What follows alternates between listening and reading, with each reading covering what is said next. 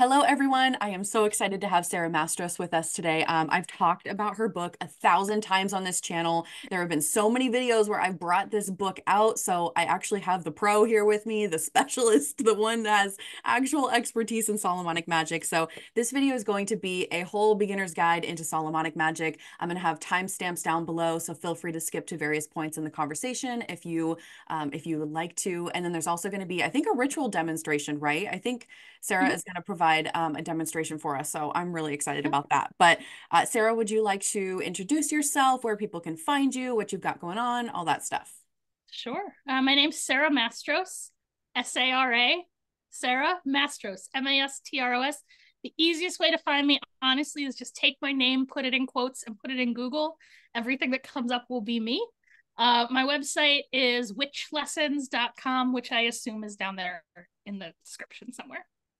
Um, I don't know when this video is going to come out, so edit this out if it is past time. Halloween weekend, I'll be live at the Changing Times, Changing Worlds in Cromwell, Connecticut, if people want to like see me in person. We'll definitely have this That's video the next out time I do before then. So yeah.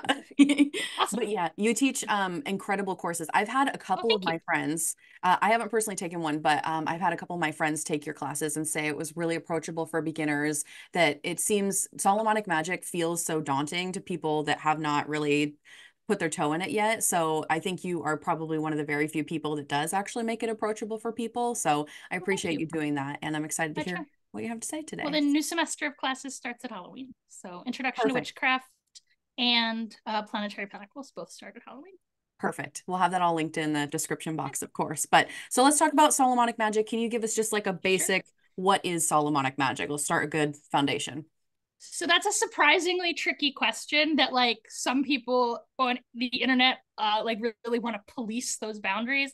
But for me, I think whenever we're categorizing magic, it's important to understand first that like, we spent a long time, really the entire history of the English language murdering anyone who talked about magic. So we don't have like a robust technical vocabulary. We're like in the process of creating that. But also like as you know, as magicians, when we're actually doing magic, we're almost always like sort of mixing different kinds and different styles together in our own way. So when we categorize things out, it's really for the purpose of just like teaching, right? And so it's just like in a textbook where you have the examples, but the examples you pick out in a textbook, you sort of caricature them to highlight certain pieces. So I think the best way to understand like what is and isn't Solomonic magic is just to say that Solomonic magic is magic that at least claims to like come from Solomon, the legendary magician king. Like this guy, right? Who, has this really sort of dense and complex multicultural hagiography.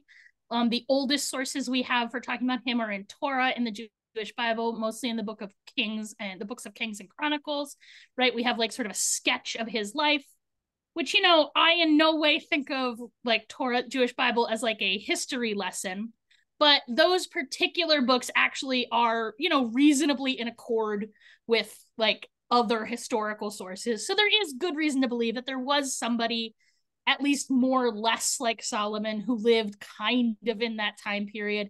And by that time period, we mean somewhere between like the, maybe 1000 and 800 BCE, sort of in that range, right? And who was ruling over at least part of what we now call Israel, right? And so I think that like the easiest way to talk about Solomonic magic is that it's magic that like claims to come from him. And sometimes that's very, very literal, right? So there are a lot of grimoires that have like, when I was first learning Solomonic magic, one of my favorite pieces was that the grimoires would have like a frame story around them, right? So instead of just diving right into the magic, there would be a little story at the beginning explaining where this magic came from, right? So like, oh, the King Solomon taught this to his son, and then it was buried with him because there was no worthy successor. But then this other person dug it up and found it, and I just really liked those bits, right? But also, I was quite young when I started doing Solomonic magic, so I like. It's not exactly that I 100% believed it, but I definitely thought that the person who wrote the grimoire believed it, right? Sure. Is that true or not? I don't know. But I mean, I will say the more Solomonic magic I do, the more I mean it. When I say like, oh, Solomon himself came in a dream and taught me this particular piece of magic, that's like a very literal explanation of what happened from my point of view. Sure. So historically, right, Solomonic magic, I think of it like a tree, and it's got these complicated, it's got lots of different roots, right? But we can think of them in like a couple of categories, right? So there's one that's coming out of like Babylonian astrotheology. And almost all astrology that we today in the West do, so both European and Vedic Indian astrology, grow out of this Babylonian kind. Now, no reasonable person would claim that it was invented in Babylon. I mean, the caves at Lascaux are full of like constellation charts. It's rather that they invented writing in Babylon. So this is the first written sources we have.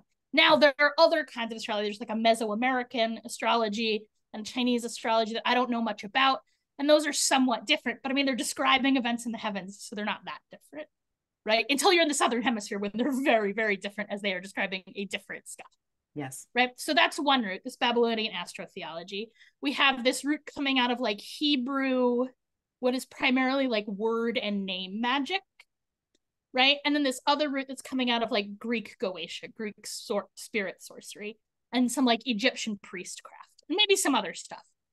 And in late antiquity, right, all of those cultures are very much mixed together because they've really all been conquered by Greece and then by Rome, right? So everybody's speaking Greek because the Eastern Roman Empire, what would later become the Byzantine Empire, is always speaking Greek. Like that, like Latin was the language of the Western. I know you know this, but yeah. I mean, I assume maybe other people helpful. Listening do not, right? So Western Europe, right? Like the Western Roman Empire is Latin speaking, but the Eastern Roman Empire, which is everywhere I'm talking about, right? Greece, Egypt, really large portions of Italy, even, right? Like, even though like they're speaking Latin and Greek, but they're still tied into, right? Because when we say East and West in this context, we mean East and West of Rome. Sure. Right. So this Eastern Roman Empire, including like the Levant, the Holy Land, Israel, like the whole Middle East is all part of this Greek speaking empire. So because they're all speaking common language, there's a lot of like cultural exchange going on. And there always has been in this sort of Western Mediterranean region, but now it's very much tied together. And also people are being shipped around as slaves. Right. And like, I mean, preface what I'm about to say is in no way like saying slavery is okay. But, right? No, I mean, I'm just about to say, okay, so like American chattel slavery was like uniquely terrible. Like it was so much worse than slavery in like the Roman Empire was for a lot of reasons, right? That like I'm not going to get into at the moment. But like being a slave in Rome wasn't a good thing to be, but it wasn't necessarily all. It wasn't like being a slave in the Americas was, right? Like they weren't livestock for the most part, right? And so a lot of people, including like scribes and teachers and magicians, were slaves, but they were still like reasonably well paid and doing sort of complex, I guess what we would now call like intellectual labor. Sure. Right? Translating, writing, all that kind of business. And for that reason, people are being moved around between those regions, not necessarily voluntarily, right? And so a lot of things are mixing together. So we have sort of the trunk of the tree where they're kind of all those roots are coming together and sort of weaving together into one coherent trunk of Solomonic magic. And that's happening in late antiquity. So when we talk about late antiquity, particularly in the context of like Jewish and Hebrew magic, which Solomonic magic is a kind of Jewish and Hebrew magic predominantly, like that's where it starts. You can tell on account of it being named after Solomon, a king of Israel, right? Like some of my colleagues argue with my position that Solomonic magic is sort of like in its core a Hebrew and Jewish magic, and they can argue with that. But I mean, it's hard to argue that the king of Israel isn't Jewish, right? Sure. At least in the, at least Solomon, definitely Jewish, right? So we have this core, this trunk, and then as Rome falls, particularly as the Eastern Roman Empire falls, which is much, much later than it fell in the West, right? It sort of breaks off into these categories, right? So I was saying when we talk about late antiquity in this context, we're really talking about from a few centuries before the rise of Christianity until a few centuries after the rise of Islam. That's really what we mean by late antiquity, right? And so in that time period, Solomonic magic is starting to branch out, but it's really sort of retaining integrity, right? There's like one field of Solomonic magic. But as we move from late antiquity, like toward the present, like forward in future, it sort of breaks into parallel streams. There's a Christian Solomonic magic, which is what most people are talking about. Like, so most people, when they're talking about Solomonic magic, are talking pretty much exclusively about Christian Solomonic magic from Western Europe. Why is that? I think we all know the answer to that question, right? But in particular, like texts that were written in European languages are like the only ones that were ever getting academic study in the West, right? They're the only ones that are ever being translated, right? But there's also like this, you know, continuing living tradition of Jewish Solomonic magic, this living tradition of pre-Muslim and then Muslim Arabic Solomonic magic. And then it continues to sort of leaf out even further, right? There's a very rich tradition of like Afro-Caribbean diaspora Solomonic magic, for example, right? It's super popular in West Africa, Solomonic magic, right? But as they branch out, like people are only familiar with that Christian kind, but in some ways that's the most, okay, I'm going to use the word corrupt here, but I don't mean that in like a moral sense. I mean in the sense of like the text, like it doesn't have a very clean chain of transmission.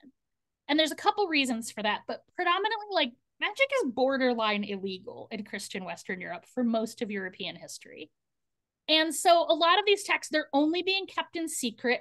They're routinely being copied by people who like are so Hebrew illiterate that like they don't even know the alphabet. Like they draw things that are squiggles and not even letters, right? But also they never cite their sources. And I understand why. It's because in that sort of context, citing sources is the same thing as naming names, right? But in Hebrew and Arabic transmissions, you don't have that problem. Like, first of all, they're quite literate. Like they're, you know, the person copying the manuscript can definitely read the entire manuscript. Sure. Right? It's in the language they're copying in, right? But also like it's not illegal. So they say very clearly, like, oh, my name is Isaac, my father's name is blah blah blah. I live in this town. I copied this manuscript from Judah Perez. He lived in London, but he got this copy from blah blah blah. Like there's a cleaner chain of transmission in some of these manuscripts that I am interested in. Right? Now, the reason I hesitate when I use words like corrupt when I talk about manuscripts is because I think it gives the idea that there's like some kind of like original primal version that is somehow pure and best. And I don't think that's the case. Like, I think as magicians, like when we come to a magic, we're always going to make it our own. And it being like a later magician doing that doesn't make it necessarily worse. But when the magician who's doing that doesn't entirely know what they're talking about, it's not always great. So that's sort of like a very broad summary of Solomonic magic, but let me go back and like hedge my bets a little bit, right? Sure. About what I said. So in many ways, like the key text in Solomonic magic is something called the Key of Solomon, right? People might argue with that, but like, you know, there's other texts that could be. But the thing is, that's not really, we talk about it as if it's a single text, but it's not. It's like a family of related texts. And depending how like fuzzy you want to let those boundaries go, the earliest copies, like the earliest things that you can reasonably look at and say like, that's more or less a Key of Solomon, are written almost certainly originally in Greek, maybe by Hellenistic Jews, maybe by not Jews. It's not entirely clear. Written in Greek, right, in late antiquity and spreading out from there. The Key of Solomon in the form we know it today was almost certainly originally written by Christians in Latin, probably in Italy, probably in like maybe the 1300s. The Pentacles, which are my like specialty, I guess, they're what I'm going to talk about today in any case, right? Yeah. They're bundled with the Key of Solomon, but it's not entirely clear that they started that way. Like there are reasons to believe that they are a later addition to that text. First of all, like the early Greek manuscripts don't have them. Second of all, like in some manuscripts of the Key of Solomon, there's a book 1 and a book 2, and the Pentacles are not in either of those books. They're like just their own thing in between. But also they're clearly in Hebrew, right? So are they Jewish in origin? I suppose that is open to debate, but they are unquestionably Hebrew in origin, right? And to me, that's like a pretty good sign that they're probably Jewish in origin. But also Hebrew manuscripts of them that have a chain of transmission inside the Jewish community have like way more words on them. And those words are like words and not like some random letters. That like, you know, there's this process of like whisper down the lane when you're when you're passing a manuscript hand to hand and copying a manuscript, right? Especially when some of the links in that chain can't read the language that the manuscript is in, right? But these fully Hebrew chains of transmission, you get this much, much cleaner transmission. So I am really interested in those in particular. That was such a long and nerdy answer No, to I your loved it. very simple I'm question. I'm engrossed. sorry. I'm so engrossed. Oh my gosh, we have so many so this is actually a natural transition into something that you included in your book that I really love that you included, and I hope that you pick up on this with the question I ask. Who is allowed to practice Solomonic magic? Because you mentioned that it may have Everyone. these Jewish origins. Yeah, so if you, I mean, okay. you would like to elaborate on that. So first of all, let me think about how to say this. Okay. There are like actual literal Nazis in the world. So as a Jew who is practicing Jewish magic is very low on my list of like things I care about. Like there are churches hosting Passover Seders, which is so grossly appropriative that like even if Jewish magic were a little bit appropriative, like as long as you are coming to it in like a spirit of integrity, no one cares. Like, but also Solomon, the sages in Talmud are constantly shitting on Solomon because he like worshipped foreign gods. Like Solomon is doing that. Like I would argue the very nature of Solomonic magic is that it is indeed like a crossroads kind of magic that is a cultural fusion. Right? So I don't think, I mean, from a practical standpoint, I think it is difficult to work Solomonic magic without some kind of,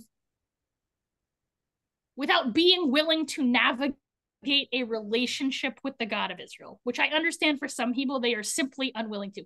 There are certain gods, Old One Eye, I won't even say his name out loud, much less when I work his magic. Except I work his magic all the time and I just like refuse to say his name anyway. Right? So like I understand there are people, like a lot of people come up with a lot of like baggage on that Old Testament. Here's the thing. You know what's more appropriative than somebody doing Solomonic magic? The phrase Old Testament. Like that's how like the barn doors are open, the horse has been out, and if you're on the right side of the barricade when the Nazis show up, no one cares about what you do with Jewish magic. But no, I think Solomonic magic is very clearly, for its entire history, has not been an exclusively Jewish practice. Right. I get like, that question it never, lot. Every once in a while, there are certain tiny pieces of it that like I don't entirely care for it when non-Jews do them. But I'm not the magic police. True. And those are tiny little pieces that, again, I would much rather they did that than use the phrase Old Testament or Judeo-Christian, another phrase that drives me nuts. Honestly, fair enough. No, thank you for clarifying that. Can you talk about really who King Solomon was in the sense of maybe how to develop a relationship with him and his importance, why people are so obsessed with Solomonic magic in the first place? Just kind of getting into who he actually was before we get into the practice. So, you know, a question like who Solomon is, it's actually a surprisingly complicated question, which I understand is a very Jewish answer that I'm probably going to give to every question you ask. Solomon is legendarily the last king of United Israel. He's the son of King David, right? He built the Holy Temple. As I said before, like the oldest pieces of his hagiography that we still have written access to are the books of Kings and Chronicles, where they like lay out his like a mythic biography of him relatively clearly, right? And I don't want to like get deep in the weeds of that biography, though it is a really like fun story that I encourage people to look into, right? But then he has this sort of ongoing hagiography, right? So from that core, it really spreads out. There's so much folklore about Solomon, right, that I really encourage people to read. I think, you know, whenever we're talking about someone among the mighty dead, right? So like a dead person who's famous is basically what I mean by that, right? So like saints, for example, but also like ancient heroes, like, you know, the word hero and the word saint, the word mighty dead are all basically interchangeable, right? I think you always want to look at like what is it about them that has like kept their name on people's tongues, right? And for Solomon, it's his wisdom, right? The key component of like Solomon's mythography is that he's the wisest man who ever lived, right? And so I think for magicians in particular, like I think that's a really powerful, like I too am devoted to wisdom, actually, right? Solomon says that in his youth he courted her like a lover. And like, same, bro, same. But he also has this reputation of being a magician, right? And that reputation really grows out of, it starts in sort of his reputation as like a child prodigy, right? So he was brilliant. Everybody saw it. The prophet Nathan like took him on as a pupil, and he learned all the languages, right? Not just all the languages of his neighbors, of like his human neighbors, but he also, okay, so this passage, I've noticed that Christian Bible translations will sometimes say he spoke about the plants and the trees and the clouds. And like, I suppose there is a way you could make the Hebrew mean that, but I think it pretty clearly means he spoke with the trees and the plants and the clouds, right? And that's like a key characteristic of a magician, right? That he talks to the trees, he talks to the animals, he talks to the stars, right? That he speaks all the languages, and not even just like, not just his human neighbors and not just his like embodied neighbors, his visible neighbors, there are invisible neighbors as well. So he speaks with the angels and the demons and the Djinn, and he makes treaty with them, just like he makes treaty with all his human neighbors, right? So, you know, when David was king, like Israel was at war with basically all of their neighbors, including civil war, through basically David's entire story. Like not even his reign, like before his reign, right? But as soon as I'm not blaming this on King David. I'm just saying facts. Like David is a warrior king, right? That's like the essence. And he's also a musician, and he's also an exorcist, and he's also a poet. He wrote a lot of the Psalms, right? But Solomon is not. His name means peacemaker, or his name means like peaceable, right? So his Hebrew name is Shlomo, and I don't know if you can hear or not, but it's closely related to the word shalom, right? Or the Arabic salam, which mean peace, right? And so Solomon comes to the throne in sort of a complicated way. He is not the natural heir. Like David is quite old when Solomon is born. Solomon has more than one older brother who would be the natural heir. But Nathan the prophet and Queen Bathsheba, who are objectively running the country at this point, because David's really old. So they're really like the power behind the throne. They sort of conspire to put Solomon on the throne. And there's like this brief civil war where it's basically like Nathan and the Queen and Solomon and like sort of the more like progressive elements versus like his brother Adonijah and like the military and the more conservative elements, right? So there's a brief coup, but actually all the insiders are on Solomon's team. So like they put him on the throne before they even announced that David is dead. So like they kind of have a leg up in this situation, right? Sure. So Solomon lands on the throne, and he almost immediately starts making peace with all of his neighbors, oftentimes by marrying their daughters, right? Like that's how he's sealing these treaties. Of course. And first, I mean, I feel like I'm going to take a brief, let me say, you can edit this out. I say this in every interview, and a lot of people edit it out. So no hard feelings if you have to edit this out. Okay. But, like, I feel like it would be remiss of me to not comment that Israel is always at its best when we are at peace, ceasefire, right the fuck now. And by right the fuck now, I mean months ago, like a year ago. I'm right? not editing that out. Yeah. Okay, well, thank you. Yeah. Less and less people edit it out as time goes on. No, we need like when I first started saying it. Yeah. Yeah. Okay, so, but you know, I'm only saying that because I'm talking about Israel being at war. So Solomon ushers in this era of peace, which is also an era of great prosperity, right? So he builds the temple, he builds a bunch of like hospitals and schools and libraries and like sophisticated infrastructure. I know it's not sexy to be like, oh, he also built a sewer system. Sure. But like that was a big deal. It like really improved people's lives, right? Great. But after a while, he sort of like runs out. He's not sure what to do, right? I know I said I wasn't going to tell a whole story, and then I told a whole story. I love it. Right. And that's when he goes up to the high place at Gibeon, and he incubates a dream. And he's like, God, please help me. And God comes down and he's like, what do you want? And he's like, please give me wisdom. And God is like, I'm so happy that you didn't ask for like money or power or women. So I'm going to give you all of those things and also wisdom, right? But this wisdom is that core element, right? That really infuses it. And the key of Solomon's magic is that combination of wisdom, like it is a wisdom practice, a wisdom cultivation kind of magic, which I think, you know, I feel like Grimoire Bros are sometimes a little lacking in their wisdom cultivation practices, right? So And like it is also a power cultivation practice, but that power, it's a very political kind of power cultivation that is really in its essence about treaties. So I know that Solomonic magic has this reputation for like enslaving things, but that is actually a unique feature of the Solomonic magic of Western European Christian feudal warlords. I know we're not supposed to call like dukes and knights and like kings warlords, because I guess we don't call white people by that word, but that's what we're talking about. So like those magics, like those, so like the Key of Solomon, for example, right? Which again, I think probably almost certainly does arise in Italy, like under those circumstances. It's really written for feudal warlords by other feudal warlords. And so the way it talks about interacting with things is this really like quite dictatorial and enslaving, but that's also how they treated their employees and their children and each other and their wives. Like that's just how they interact with this. But if you look at other sources, like that is not the only way to practice Solomonic magic. Like in Arabic texts and in Hebrew texts, you routinely find like conjurations by love. I think there was at one point a conjuration by love from an Arabic text in that Pinnacle manuscript, but I may have, there's so much material that got cut out of that book. Used to be like 40 pages longer. I cut a lot. So I actually don't remember if it's still in there. It might be. Okay. If it's not, I think you can find it on my website, right? So there's this other way of doing Solomonic magic. I don't even know what question I'm supposed to be answering anymore. I'm sorry.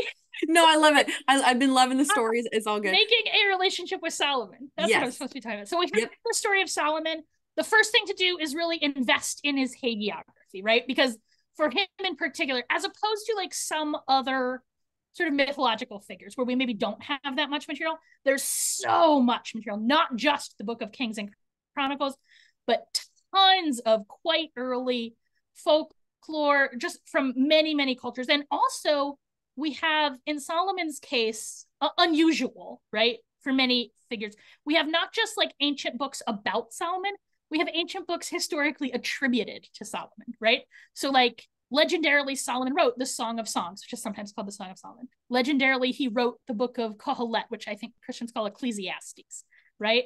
Like there are these books that he wrote, right? And that continues to be the case. And like through like the Key of Solomon, which is also legendarily attributed to him. Now, the book of Proverbs, traditionally written by Solomon. Now, I'm not saying the actual King Solomon necessarily wrote any of those books. And some of them, it is absurd.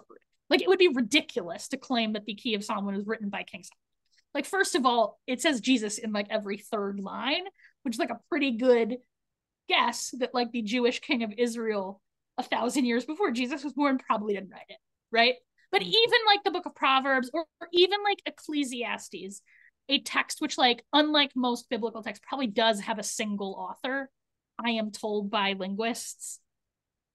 Like, was that author Solomon? I mean, probably not. The language is too late to really be him, and et cetera, right? But we have all of these books that really give us this very rich hagiography, right? But then there's, I think of there as being like 3 roads to getting to know any spirit, or any spirit among the mighty dead, right?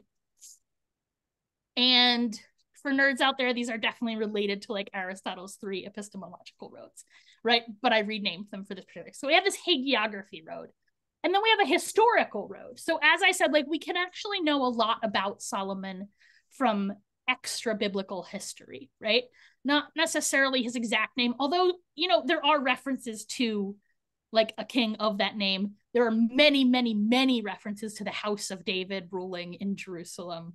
Jerusalem, by the way, Yerushalayim, the house of Solomon. Like that's what that word means. So like there are actually a lot of historical references, but also like we know a lot about sort of that time period, and so we can make a lot of guesses about like he would have to be similar to like other kings in other regions around that time period. So you can learn this sort of historical context. Yeah. And then he's a spirit, and you can go and talk to him in the underworld, which I prefer to call hell, partly for its shock value and partly because then my 3 roads all start with the letter H, like history, hagiography, and hell, and then I think it's just easier to remember. Fantastic.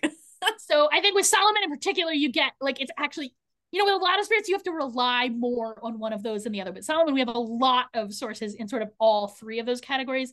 He's extremely easy to make contact to. Like he's a talker, right? Every story about him is how he loves to talk to people. And like that is still true while he's dead. So in the book, I teach like a method for getting to know him, which is really like more or less the same method I would recommend for anyone among the mighty dead. So my practice really is rooted in like a Greek Orthodox icon practice, right? But it's a very straightforward, like you have an icon, you like have a meal with it, you ask them to come in your dreams. I think for most people, like first contact with spirits, I think in your dreams is an easy way for most people. But different people are different. So like how that context, you know, it's always so hard to get a spirit to talk to you the first time, but the second time, real easy. Yeah. Right. So like just try a bunch of stuff until something works. But my experience is Solomon is very easy to talk to. And like I've taught this to a lot of people, and that is generally the consensus, right? That even compared to other, like even for people who do work with other spirits among the mighty dead, Solomon is particularly chatty. Do you think that it's imperative that somebody builds a relationship with Solomon first before practicing Solomonic magic? Or do you think that it can be done without really establishing that relationship? I mean, I definitely don't think it's imperative because many Solomonic magicians seem to do just fine without that relationship. What I will say is, I think it's easy.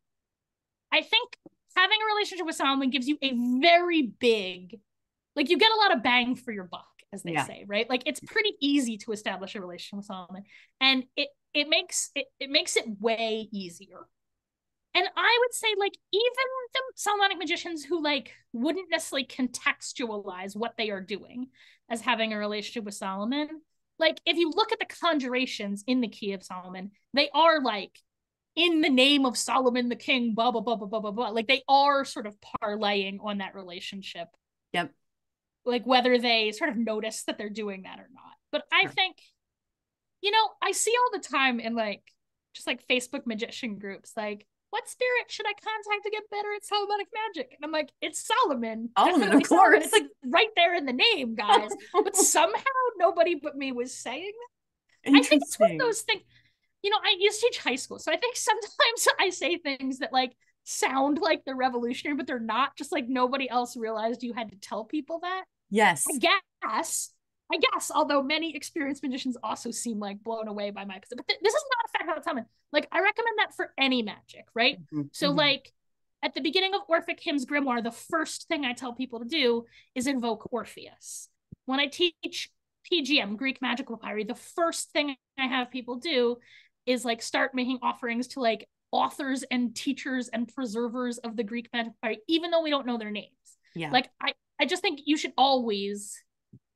like I think working with like the authors and teachers of the magic you work with is very powerful, even in a very broad sense, right? So if you go out to the crossroads and you pour out some honey and some oil and you light a candle and you call down the spirit of every witch who has ever worked witchcraft, I guarantee you will get results from doing it.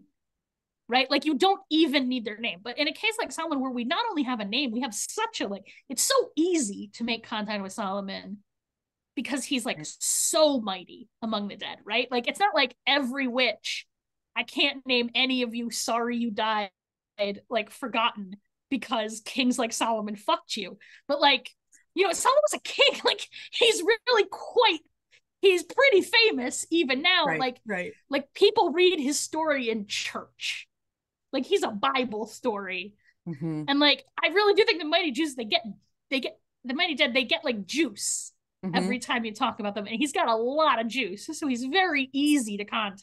Yes. Right. Whereas like authors and teachers of the PGM or witches of the crossroad, like you get sort of like a collective spirit.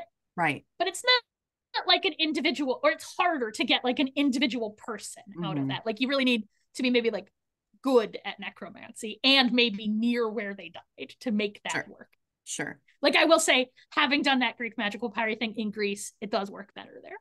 Really? Oh, wow. I imagine it would work better in Egypt, where they were like the Greek magical papyri were mostly written in Egypt, but I've never been in Egypt. Sure. But yeah, like, or like calling dead witches in Italy, I did get like a stronger and deeper and more particular like emanation of them. More potent energy. Wow, that is fantastic. More specific Sure, energy, definitely. that makes sense. Like energy that was easier to access, is what I Right, will say. right.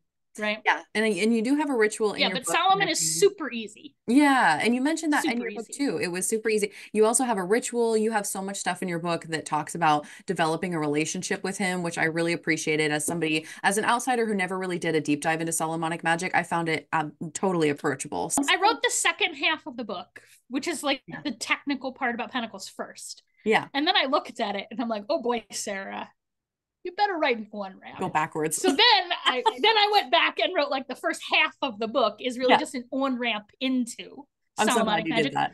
which a lot of it is not really about Solomonic magic at all. Like the parts about like building a relationship with Solomon are actually pretty much the same way I would recommend building a relationship with anybody among the mighty dead. Mm-hmm. Like a lot of it is just sort of, I think, like general sort of magical stuff that you don't isn't necessarily specific to Solomonic magic. But Sure. I think Solomonic magic has a reputation for being very technical Yes.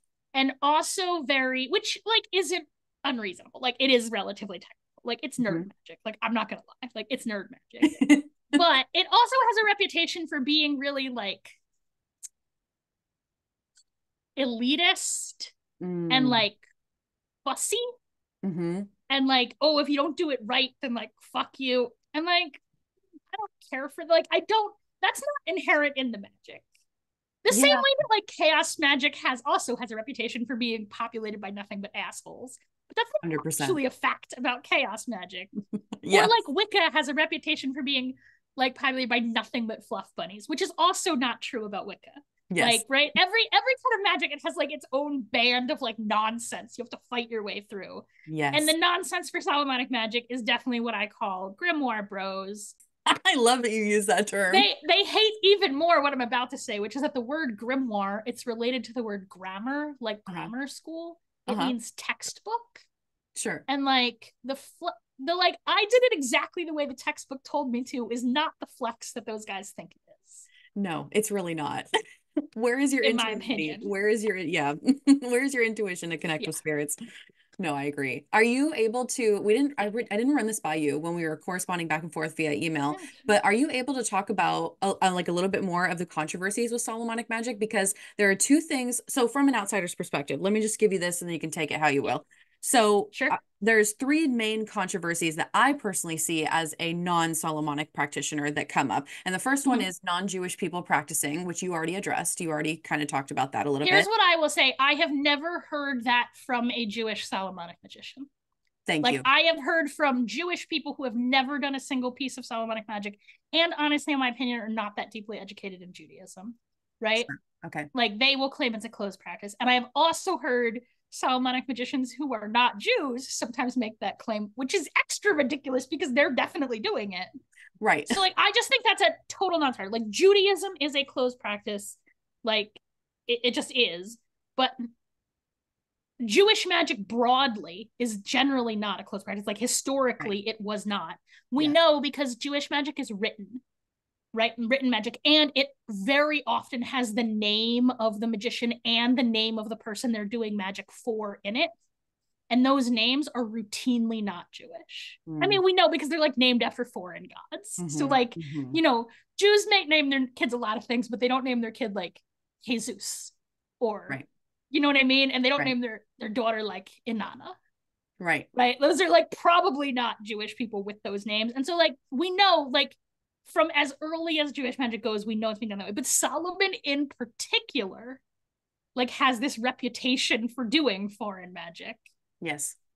So I just think it's ridiculous. I think it is a ridiculous claim with no historical basis and also no basis in halacha, in Jewish law. Like it's also just a dumb, like I don't think it's a thing that well-educated Jews say. And Thank again, there are literal fucking Nazis in the world. So Well, okay, that's terrible, first of yeah, all, but I but mean, yeah, like yeah.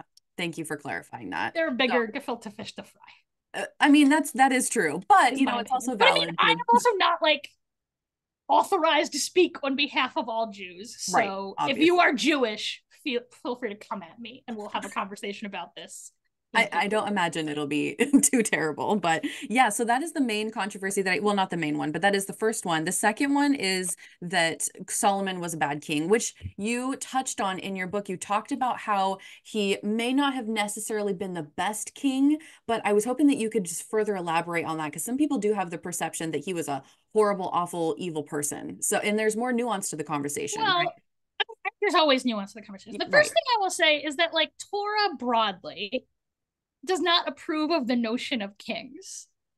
Like Israel is generally, for most of its history, not ruled by kings. And like even in the story, right, when the Jewish people go to God and ask for a king, he's like, are you sure? Because you know, kings are a terrible idea. And they're like, yeah, please, we want a king. And they're like, okay, but that's going to be terrible. Like, tyranny is bad, but if you want, you can try one. So, like, is he a good king? It's complicated. Like, that is a tricky question. Here's what I will say. Historically, the period of time attributed to Solomon is a time when the people under Solomon's rule are doing better than, like, the regular people on the street, like, goat herder people are doing better than they were before or after Solomon. That being said, I think, you know, Solomon is not a moral exemplar, nor is really any character in Torah a moral exemplar, nor are they intended to be that way, right? Like, that's not the function of the story. The function of the story is to tell you, like, here are some people doing people things, and here's how it works. But I will say, you know, to dramatically oversimplify a complicated story, right? Which is like even inside Torah, it's complicated. And then when you talk about it like in a greater historical context and in a greater like interpretive context, it gets even weirder, right? But basically, like kings of Israel swear an oath, and there are basically three pieces to that oath: that they won't hoard wealth, that they won't proliferate weapons. It says proliferate horses, but like in the context, which I've recently started looking at some like Christian Bible translations, and I have found that they do not have the explanatory footnotes that Jewish translations normally have. But I assure you guys, when it says horses, they're talking about weapons of like why can't he have so many horses? Like they mean weapons. Don't proliferate weapons, right? And don't. It's a little complicated. I would say don't marry casually, right? Okay. Like you shouldn't like getting married to seal a treaty is like not really what you're supposed to be getting married for. Like having thousands of wives, you probably shouldn't be doing that, right? And Solomon definitely breaks all three of those oaths, and bad things happen because of it. And like I think that's the point. Like there are a lot. I'm gonna say the moral of the story. Like there's a lot of morals to the Solomon story, but for me, like one of the key ones is that like even the wisest man in the world, when he doesn't have like a partner who is authorized to call him on his bullshit. So at the beginning of his reign, right? Remember, he's quite young. He's got Nathan the prophet and his mother, the Queen Bathsheba, both there to like tell him to like slow his roll, right? But you know, they die off eventually. And then for a long time, like he does not have a partner. He's got thousands of wives, but none of them, even Pharaoh's daughter, none of them really have enough power to tell him to like get over himself. And every time that happens in the story, like things start to go to shit. And so I think to me, like that's one of the key morals of the story, right? Is that like even the wisest man becomes corrupt when there's no one, when he has absolute authority, when there's no one that like has the power to check him. Sure. So like was Solomon a good king? I do not believe in the existence of good kings. I think the very nature of kingship is wicked. But I understand that's a very like agree. No, that's anarchist position. Yeah. But I mean, I'm opposed to kings. And I will say Torah is also opposed to kings. Of the kings of Israel, I would argue that Solomon, which is not that many, I would argue Solomon is possibly the best of them. Yeah, I've definitely heard cases for both sides. Was he a good king? Was he a bad king? And I think what feeds into was he a bad king too is when we're talking about Solomonic magic, the other controversy that I hear is trapping demons and the ethical side of that. And are you actually trapping spirits? And how dare you? You know, this is coming from people that are non-Solomonic practitioners that are saying that you're just trapping these entities and that's evil and cruel. Do you I mean, want to sometimes elaborate you are that? like, I'm not going to say nobody does that. Like, people definitely do that. Sure. Right, right, I I don't know. I mean, like, I don't know what kind of magic they practice that like doesn't have bad people in it. But right. having practiced a wide variety of magic, there's bad people in all of them doing bad things. But Always. I do not think it is the case that Solomonic magic is like inherently oppressive or inherently enslaving. And I would argue that like that is not, I mean, it's just not, I think that is an overtly Christian, overtly Western European gloss on Mm. Solomonic magic that is less present and is even less present in, you know, I'm really interested in translation as a like magical activity, right? So my first book was a Yeah. translation of the Orphic hymns. And the way that came about is I was like reading the Thomas Taylor translations, which I like. He's a brilliant poet and like a really cool guy. For people who don't know about Thomas Taylor, like go read up on him, even if you just read his Wikipedia page. Like he's actually really cool. But Yeah. like sometimes I'd be reading this hymn and I'd be like, that doesn't seem like something somebody in ancient Greece would have said. That definitely sounds like something a rich English aristocrat would have said. And you go back and look at the Greek and you're like, oh, that's not really what that says, bro. Oh, And like, wow. and that's true in all translation. Like, Yeah. that's true in my translation as well, right? Like translators, they're always bringing their own bias to a text, Hmm. and that's Hmm. not necessarily bad. But I do think that like, you know, if you're gonna read Aleister Crowley's translation of the King of Solomon, you maybe need to be aware that like Aleister Crowley is an asshole and maybe thinks it's cool to make everybody else sound like an asshole too. Oh, no. I I mean, love like your that's just a fact. I mean, like Aleister Crowley did not treat people well. Like he was not a. I mean, was he a good magician? Yeah, probably. Was he a good propagandist? Definitely. But like, was he a good human being? Like, would you let your sister date Aleister Crowley? Definitely not. Oh, it hurts my heart because I try to avoid the Crowley conversation so much because I have some friends that are Thelemites that have a very different opinion, and I've heard two very different Well, versions of Crowley, and it's so complicated, and I I just try mean, to like stick my hands out of it. okay, but So, I think the question to ask them is, would you let your little sister date Aleister Crowley? oh I don't think no. any of them would say yes. That Oh is my, my gosh. Okay, well that is like out of I, my expertise. he was like So, a garbage person. I'm just saying, like yes, his ethics are maybe a little, questionable. certainly by a modern standard, Sure. which is I what mean, we're saying. Like that's what I'm saying, yes. right? That like he's bringing who he is to the, and me too. Like my translations definitely have my spin on them, and I really hope that in 100 years my ethics look like garbage. Like I hope the world gets better, Changes. and Yeah. I seem terrible Yep. Yep. I by agree with you comparison. Like hopefully that will be true. That's a great perspective to have. I love it. Thank you for tackling the controversy questions because No, I mean, I I know we mean, weren't originally going to talk about that, but I no, no, appreciate that's fine. you. I know there's going to be those comments, and that's why I really wanted to kind of But nip those in but the bud. also like if people don't want to do Solomon magic, they should just not do it. Then just don't do it. Right. Yeah, Exactly. like, but I will say that like,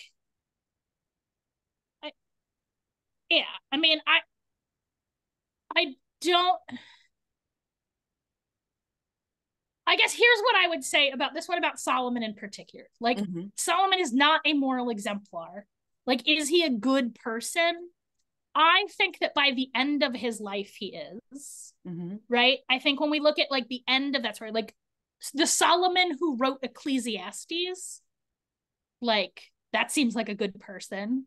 But I think like a lot of us, like I did a lot of terrible things in my 20s. And I wasn't a king. And if I was a king when I was 17, I cannot even fathom I'd be how worse. terrible I would have been. You know what That's I so mean? true. Like, Yeah, that's so true. so I don't know. Yeah, Oh I mean, gosh. I don't think of him as a moral exemplar, but more importantly, like I don't look to him. Like that's not what I'm looking for Sure. from Solomon. Yeah, I agree. So we've talked about the history of Solomonic magic so far, just kind of like a complete overview of what it is, talked about who Mm-hmm. Solomon is, how to develop a relationship with him, and all of that, controversies and everything. I wanted to also talk about, there's one other question I wanted to ask you regarding the Mm-hmm. literature or the texts Sure. of that kind of surround Solomonic magic before we go into like a demonstration and talking about the Sure. nitty gritty. Because if you go on Amazon or whatever, you'll see the three books paired together. You'll see the Greater Key of Solomon, the Lesser Key, and then the Testament of Solomon. And I know that Mm-hmm. those three can be really confusing for people. So can you kind of just like elaborate on those texts, the differences, and what's the Greater Key versus the Lesser Key, et cetera, et cetera? Yeah. So the Testament of Solomon is the oldest of those texts. Mm-hmm. It's almost certainly originally written in Greek in late antiquity. It has a brief frame story at the beginning where Solomon has made compact with some demons to help build the temple. But one of his young workers is one of his favorite young boys Oh no. among the workers. Yeah, I mean, I'm just saying, like, I think it is pretty clear that there is a sexual relationship between. I mean, I'm not saying young boy like a 12-year-old. I mean, like, Okay. Okay. I Thank you. don't think, I mean, it's not, there's no, I guess I don't know, but I Sure. didn't read it that way. I'm just saying, like, his favorite boy, Okay. right? And Okay. he's definitely, here's what I would say. I read the story as if this boy is inappropriately young, but not Okay. like feloniously young, right? Has fallen sick. He's being beset by demons. And so Solomon, it's like a very short frame story, right? Like there's not a lot of details. So that's how I interpret it in my head, but really none of that. It just says like there's a boy who's sick, right? Um, so Solomon individually conjures up each spirit and is like, hey, how are you called? Right? Like, not exactly what is your name, but how are you called? And like, what are you for? And what angels can be used to bind you? Right? And it's a spirit catalog, right? Like the Mhm. almost all the text is this spirit catalog. That's the Testament of Solomon. I think most people would say that, I think everybody would agree that that is clearly Solomonic magic, right? I personally am willing to like fuzz out the boundaries further, and that gets me older texts, right? That are like quasi Solomonic, but that's like clearly a Solomonic text. It's certainly the earliest of the three, right? The Greater Key of Solomon is what we mean when we say the Key of, like if somebody just says the Key of Solomon, they definitely mean the Greater Key. If somebody knows what they're talking about, says the Key of Solomon, they definitely mean the Greater Key, Mhm. right? Which is what I was talking about before, probably written originally in Italian, probably in like the 1300s. It includes the Pentacles, although I think other people are coming around to my opinion, but this is certainly not a like, this is certainly speculative what I'm about to say, that the Pentacles come from a different source. They're probably a little bit earlier. I think Mhm. they probably come from Sepharad, that is to say, from Jewish communities in Muslim controlled Spain, probably like the 12th century, a little bit earlier, right? Okay. But the Key of Solomon, in the format we know it now, is a Christian text written almost certainly in Italy, probably in Latin originally, right? And it basically has two pieces. The first piece tells you how to make a bunch of different tools in like quite fussy and exacting detail, which I think is fun. Like, I I think do it's too. cool. I do Do too. I think you necessarily need to follow exactly all those rules? I do not. Truthfully, I think like I have to do it exactly what the book says is just an excuse to not do magic. That's what I think. Like, Mm. I think people are like, oh, I can't do any magic until I have a lion skin. I'm like, you definitely can. Like, I assure you, like, lion skin just wasn't that hard to get when they wrote that book. And also, lion meant like any kind of big cat, like a mountain lion, they definitely would have considered, like, they definitely Yeah. also meant, Yeah. right? But anyway, I think people get too hung up on that section. It's honestly, I think they're just afraid to do magic and they're looking for an excuse, Mm. right? I mean, I know that's like a mean thing to say, but I No, do fair think enough. that's the, because when I do it, that's why. Like if I look at times in my life when I get hung up on that kind of thing, it's because I'm afraid of doing the actual magic and I want to like have an excuse for why I'm going to fail, Yes. right? So that's the first part. And then the second part basically teaches you what to do with all those tools, which is like a kind of conjuration primarily of angels. So like if you imagine like a wizard in a tower in a movie and he's got like a circle and he's like conjuring a spirit in like a cloud of smoke, like it's that kind of thing, Hmm. right? Like that's basically what the Key of Solomon is. Then the lesser key is a newer text, right? Often called the Lemegeton, which is honestly sort of like a combination of the what you've got in the Testament of Solomon, in the sense that it's like a lot of it is like a spirit catalog, right? Yeah. And then there's instructions for conjuring demons, which are a little trickier to conjure because they don't like you. And they don't like you, and they don't necessarily want to be there. Sure. And they're not like super safe, right? So there's just like a little more.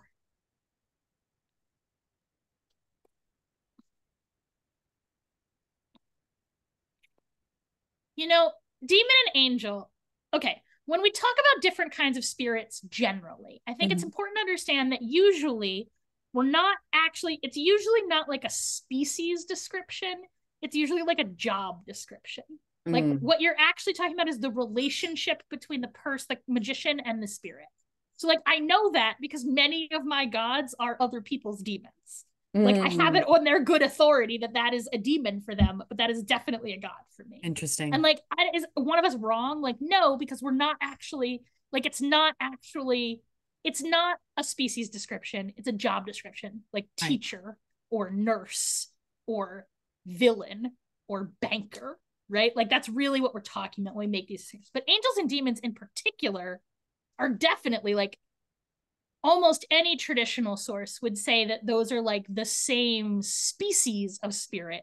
And it is really like a political distinction. Yes. And in my opinion, that is a politic that I have no interest in. Like that is an internal matter among these spirits, and they can work it out for themselves. Yeah. But, you know, you treat somebody like a demon long enough, and they're probably going to be a dick when you first meet them. Right? And can you win them over? Like, probably. Maybe. And maybe they like you and maybe they don't. Like, I've seen spirits like people for the most ridiculous reasons. I once saw Freya fall in love with a human being because she had pretty blonde hair. Okay, like, but that makes sense. I've seen spirits like get into somebody because they had a top hat on. Like, spirits, it's just like human beings. They have the most ridiculous reasons. And like, you never even know. Like there are some spirits who really like me and I don't know why. And there are other spirits that like Archangel and Michael and I don't really get along. Okay, fair enough. Is it because he's a cop? That's how I feel on the matter. But like we don't, you know, some people, old One Eye and I won't even say his name out loud. Yeah. Interesting. It's Can you elaborate on, so you kind of brought up just briefly the angels and demons. And so Solomonic magic really is angels, demons, and Djinn, correct? Can you elaborate on Djinn? And because I know I'm going to get that question. Okay, so it's complicated, right? And so it depends who you ask. These words, they move over time and they also move over culture. But in the most grossly oversimplified way, I think you could say, but like, not only am I expecting people to well actually me in the comments, if I was listening to this video, I would be writing a well actually comment right now. But like basically you can think of, for beginners, it is reasonable to think about it to say that like angels, demons, and Djinn are broadly the same kind of spirit. And when they appear in the upper world, they are angels. And when they appear in the middle world, they are Djinn. And when they appear in the lower world, they are demons. That's a fair But again, that is like it's not actually a fair distinction at all. For like, beginners, but yeah. Okay, so here's the thing. I recently found out that Christians think Samael is a demon. Oh, wait a minute. That's definitely an angel. Yeah, I was just going to say he's an angel. I didn't. He's definitely an angel, but I mean, like, yeah, I've noticed that like many Christians refer to him as, this is what I'm saying. What? Like these distinctions. Wow. Or like people think Lucifer's a demon, but actually that's also an angel. Oh, because it's like or like or something. I don't know. I don't. This is what I'm saying. Like, I don't think there is, like, even among 21st century Americans, there is not agreement on these things. And I think a lot of it is because their job description. So like, it's about your relationship. A lot of it is like, who am I to know? Like, Like, if you told me Michael was a demon, I'd be like, yeah, it makes sense because he behaves like a demon. Like, right? Like, everything under his control is drenched in blood and corruption. So, Oh yeah, no. probably. I Bring love it. the image of Bring it. him as a cop. That's so great. Historically, I will say if you look at iconography of Michael, there are two Michaels. One of them wears blue and one of them wears red. And it's the blue one I don't care for. Oh, Like, I've only ever known as red being corresponding to him. So yeah, the blue is different for me. no, I mean, yeah, I don't want to get too in the weeds with this, but I will say that like there is a Michael who's a warrior and there's a Michael who's a police officer. Okay. And the And blue I is don't the care police for officer. cop gods. I mean, Okay. I don't like Sekhmet either for the same reason because she's a cop god. Okay. Like I have a type and that's not it. But that's not for you. No, Yeah. this just kind of demonstrate like spirits that work for you and spirits that don't. So, Yeah. So, and then what are Djinn is like a super complicated question that first of all, there are like a lot of so like some people would say like is an ifrit a kind of a Djinn? Is a moraid a kind of a Djinn? Like, I don't know, it depends who you ask. But like I think the simplest and like most disgustingly simplified way to think about it is upper world angel, middle world Djinn, lower world demon. okay. Is there any text that you could point people towards if they wanted to get into the controversies of this topic that we can't cover today? Can you point them in somewhat the right direction, or is it just way too complicated? Well, it's hard because there's such a cultural bias to it. Okay. So, hmm.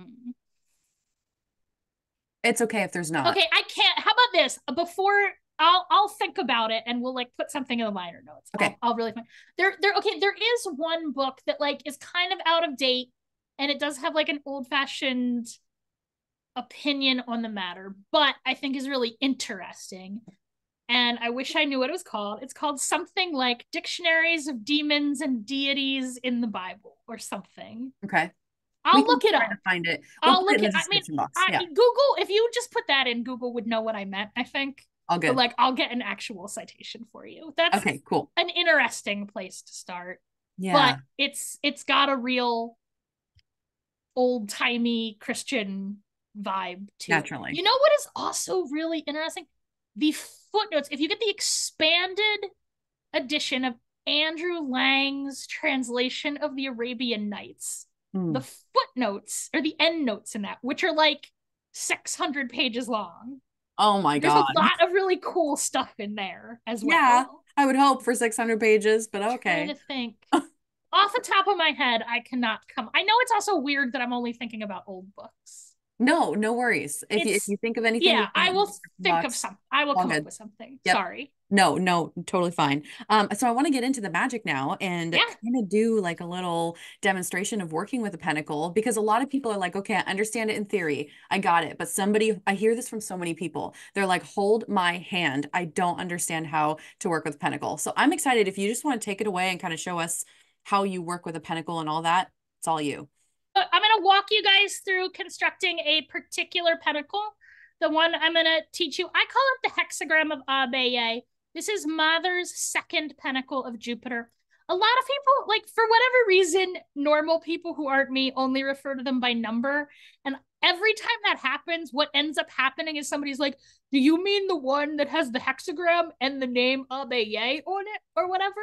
So I just gave them names in my book and I'm hoping the names take off because I find it, I never know what one people mean when they say, like, for whatever reason, I cannot memorize the numbers because I'm dumb, I guess. I don't know. No, that's a fair thing. Yeah. I just like it for things I have names. So I gave them names. This one I call the hexagram of Abaye because this shape is called a hexagram. And as you're about to see, it has the words Abaye written on it.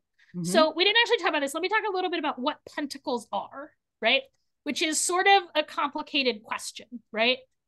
In essence, again, it drives Grimoire Bros mad when I say this, but like they're wizard diagrams, and you can think about them as a lot of different ways. So we normally think of them as like a wearable amulet, and the word pentacle, it's actually I only learned this when I was like researching this book. It's actually not related to the word pentagram; it's related to the word pendant. Hmm.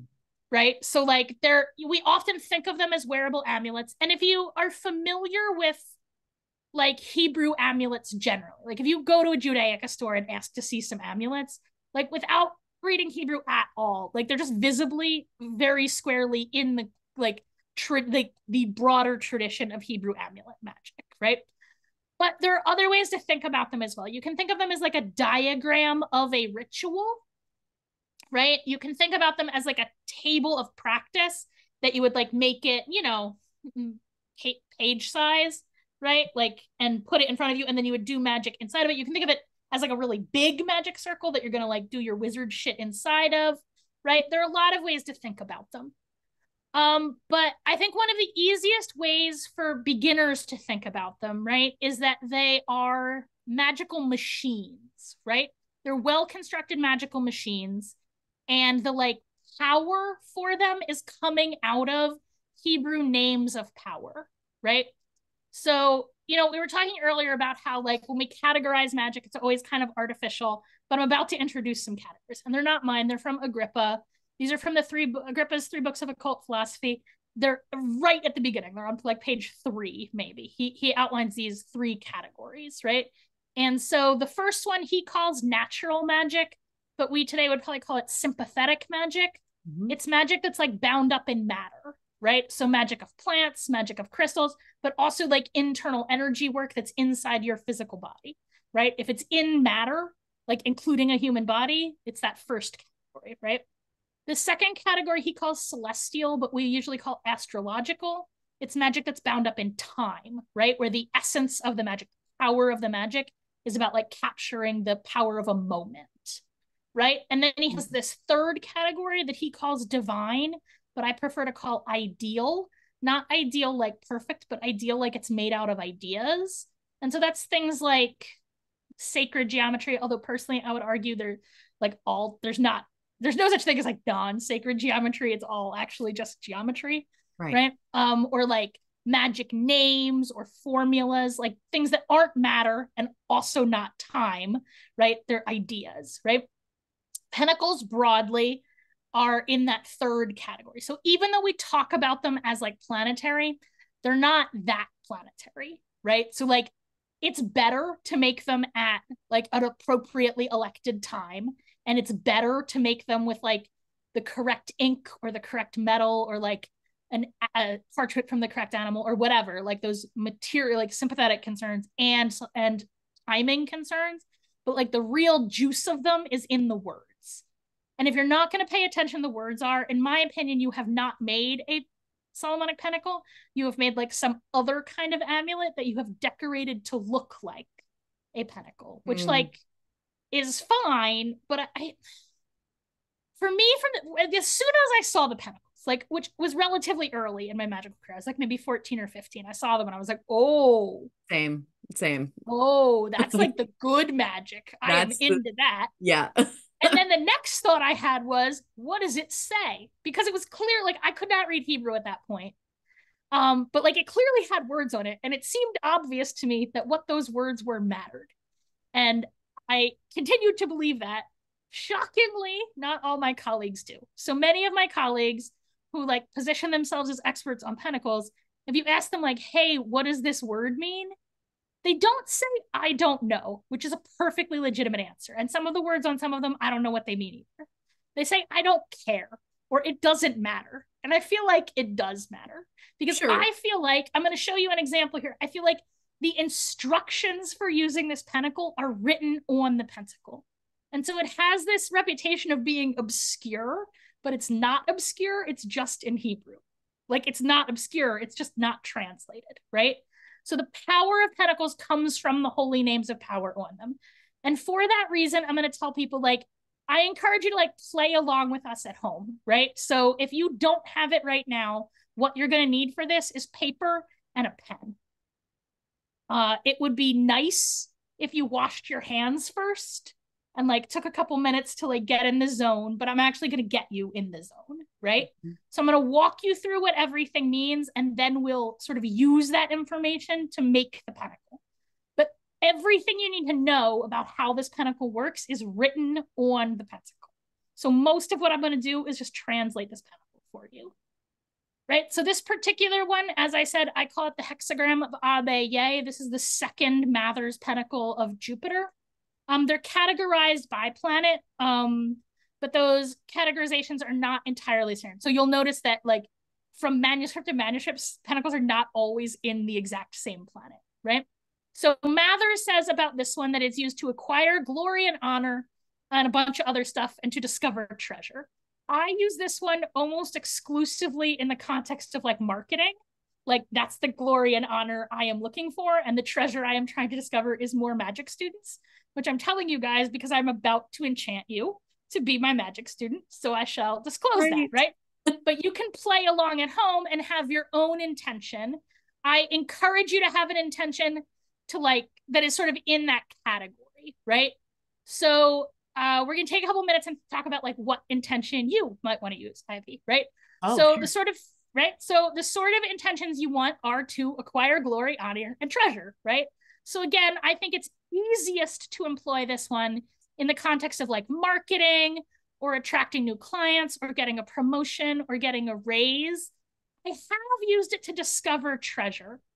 But the thing about that is like treasure is maybe a little harder to find in the modern, but it's harder to find. Like I have used this pentacle to discover treasure, and you like take a pendulum and you put it over a map and you discover treasure.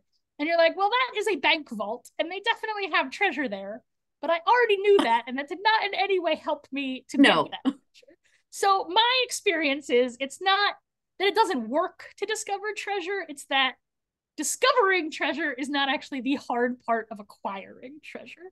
So you can try that as a goal, but I'm saying like, and it's what it's not good for is like gambling, right? So like, I'm not saying magic generally, I'm saying this particular panel, like people sometimes think like discover treasure, oh, I'm going to win the lottery, but like, this is not actually a gambling, like there are other pentacles for it, right?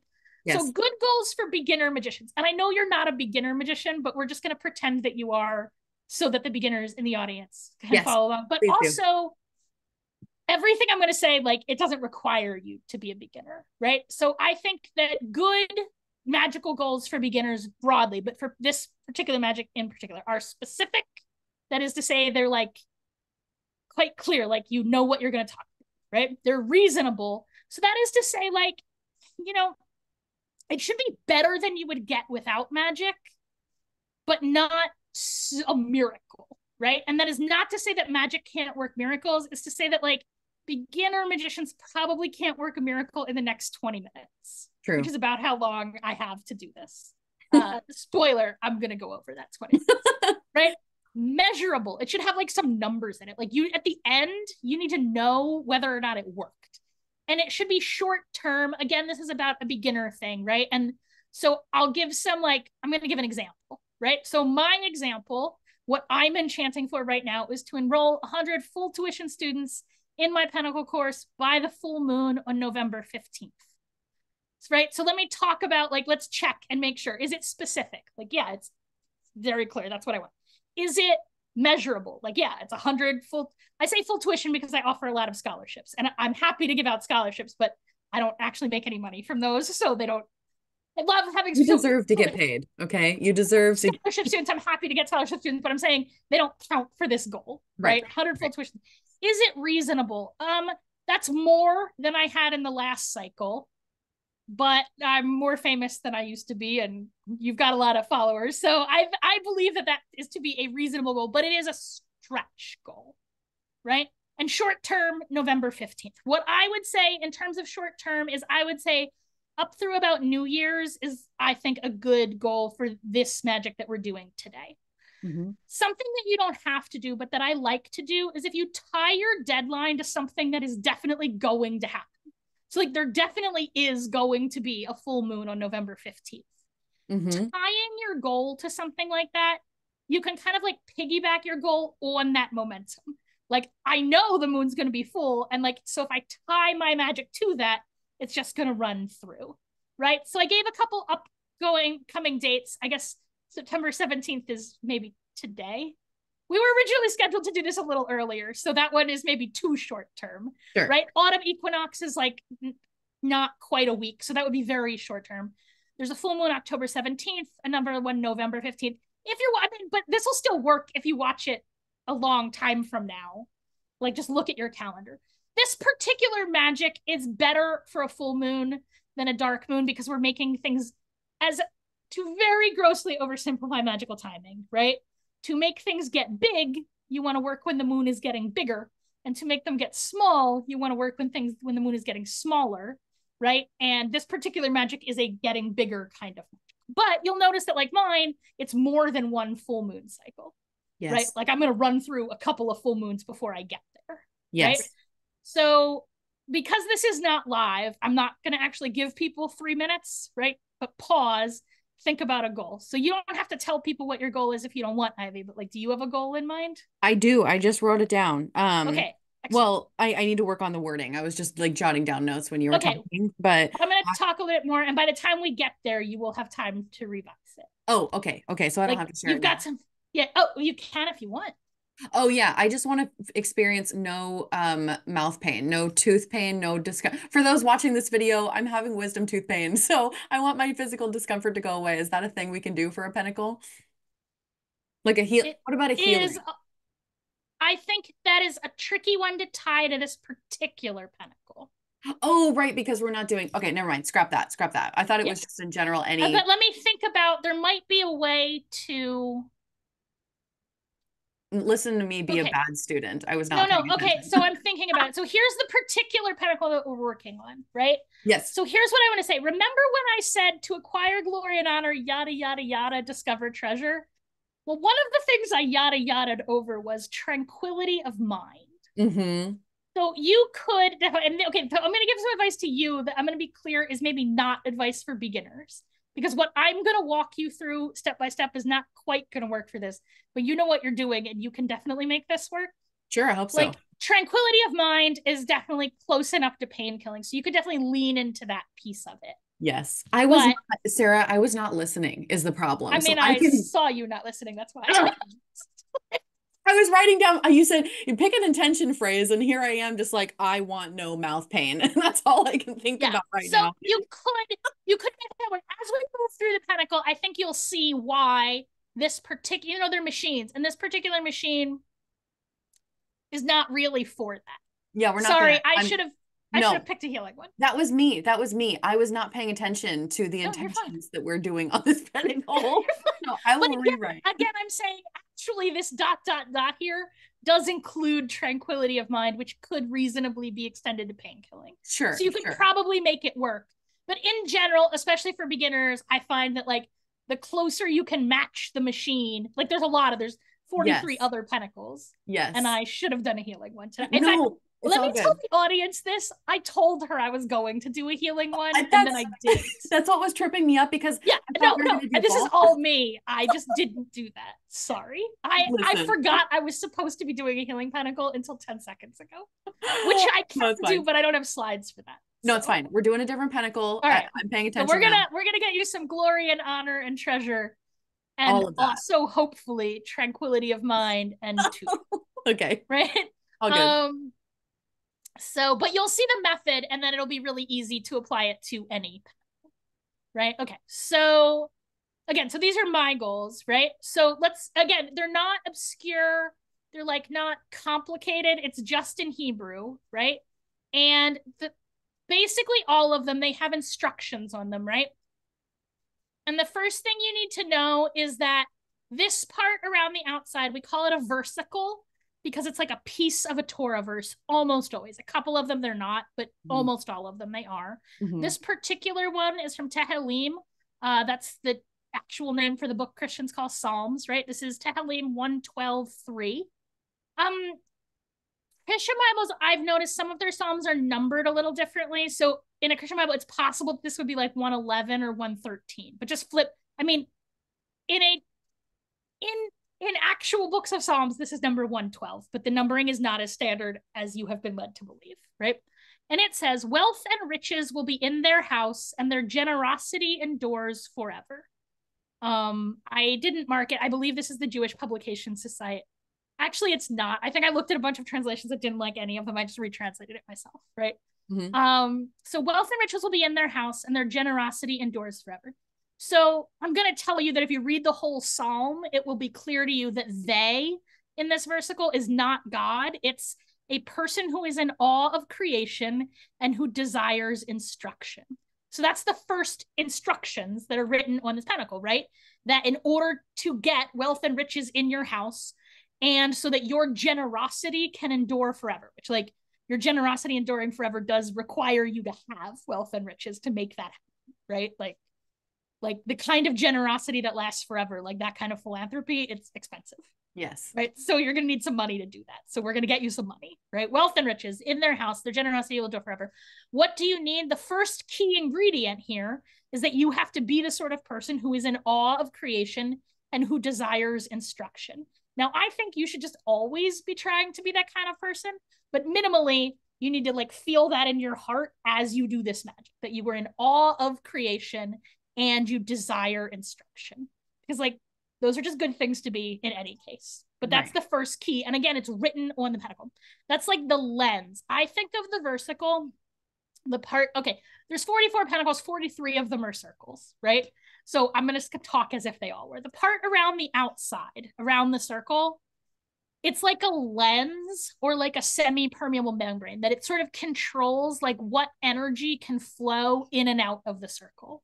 So like we're going to build up a bunch of power on the outside, and then we're going to use this particular lens to like focus it through, right? Wealth and riches will be in their house and their generosity endures forever, right?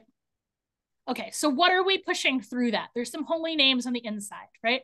The first one is Yud, He, Vav, He. You can see where my cursor is, true? Yep. Okay, so Yud, He, Vav, He. It's the most holy name. It's so holy that we don't say it out loud. So I know I said anybody can do this magic. It is not culturally appropriative. Trying to pronounce this name is culturally appropriative.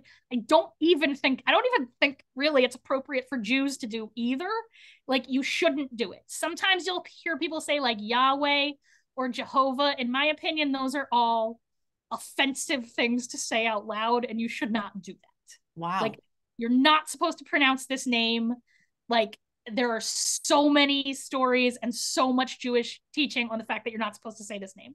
So you'll notice that Jews, when we say it, will usually use like a nickname for it, right? So some people will say Adonai, which means Lord. Some people say tetragrammaton, which is Greek. It means four-letter word, which I find delightful because in English that also means like a naughty word. So I think that's fun. I usually just say Hashem, which is Hebrew, just means the name. Right? But when we're doing magic with it, we just read the letters, right? So we just spell it. Yud, He, Vav, He. So unlike a lot of, God has a lot of different names in Judaism. And that's like a little confusing because we're really insistent on the fact that it's one thing that we're talking about. And it has a lot of different names. And why is that? That's like a really complex and deep question in Judaism that has a lot of different answers depending who you ask, right? But when we're calling this name, it's not a title. It's not like a job description. It's his personal name, the way my name is Sarah, right? Yud, He, Vav, He. This name is grammatically related to forms of the verb to be, right? But it's not any normal form of that verb that we would like use in everyday conversation, but it's related to that. So that's this name, Yud, He, Vav, He, there in the triangles, right? Okay, so the next name in here is Eye, right? So it's hard to tell because I didn't pronounce this one, but if you look at the letters, you will notice that like this name and this name are closely related to each other, right? Mm-hmm. So Yud, He, Vav, He, and this one is Aleph, He, Yud, He, right? This is also a form of the verb to be. Hebrew verb tenses don't line up exactly with English verb tenses, right? So I would translate this one as I will be, but you could also translate it as like becoming or being, right? It's not exactly the present tense or exactly the future tense.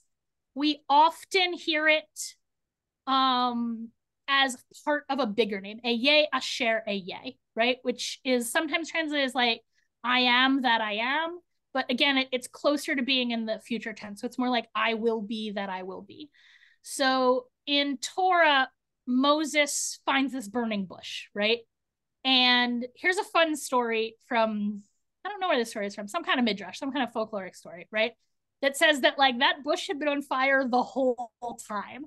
And Moses just walked by it over and over because sometimes his head was like up in the clouds And sometimes his head was like down at his feet, dejected, but he was never actually paying attention to the world around him. So he just walked past the burning bush over and over until one day he finally noticed, right? And so he has a conversation with God in the burning bush or through the burning bush. And the burning bush tells him to like go tell the people some stuff. And Moses is like, well, who should I say sent me? And God is like, a yay, a share, a yay. I will be that I will be, which is like, nah, it's a weird answer to that question. It is, yeah. Maybe he's ducking the question. Like, it's not really clear. There are a lot of ways to interpret it, right? So, but this is the just piece of that name, a yay, I will be, right? So it's like God in the sense that they are like moment by moment becoming, right? Becoming. Yud He Vav He on the outside, but the central name here is becoming, right? It has this like forward motion to it that's almost inevitable. So that's really the power at the heart of this pentacle, this one, right? But then we move on to this name here, Ab, which means father. It's like a very intimate name. So here we're talking to like first, here we're talking to God in like this way that is so unfathomable that we can't even say it out loud, right? And here, Eye, we've got this very sort of abstract, sort of emanationist God, right? That is will be, like it's this beingness, right?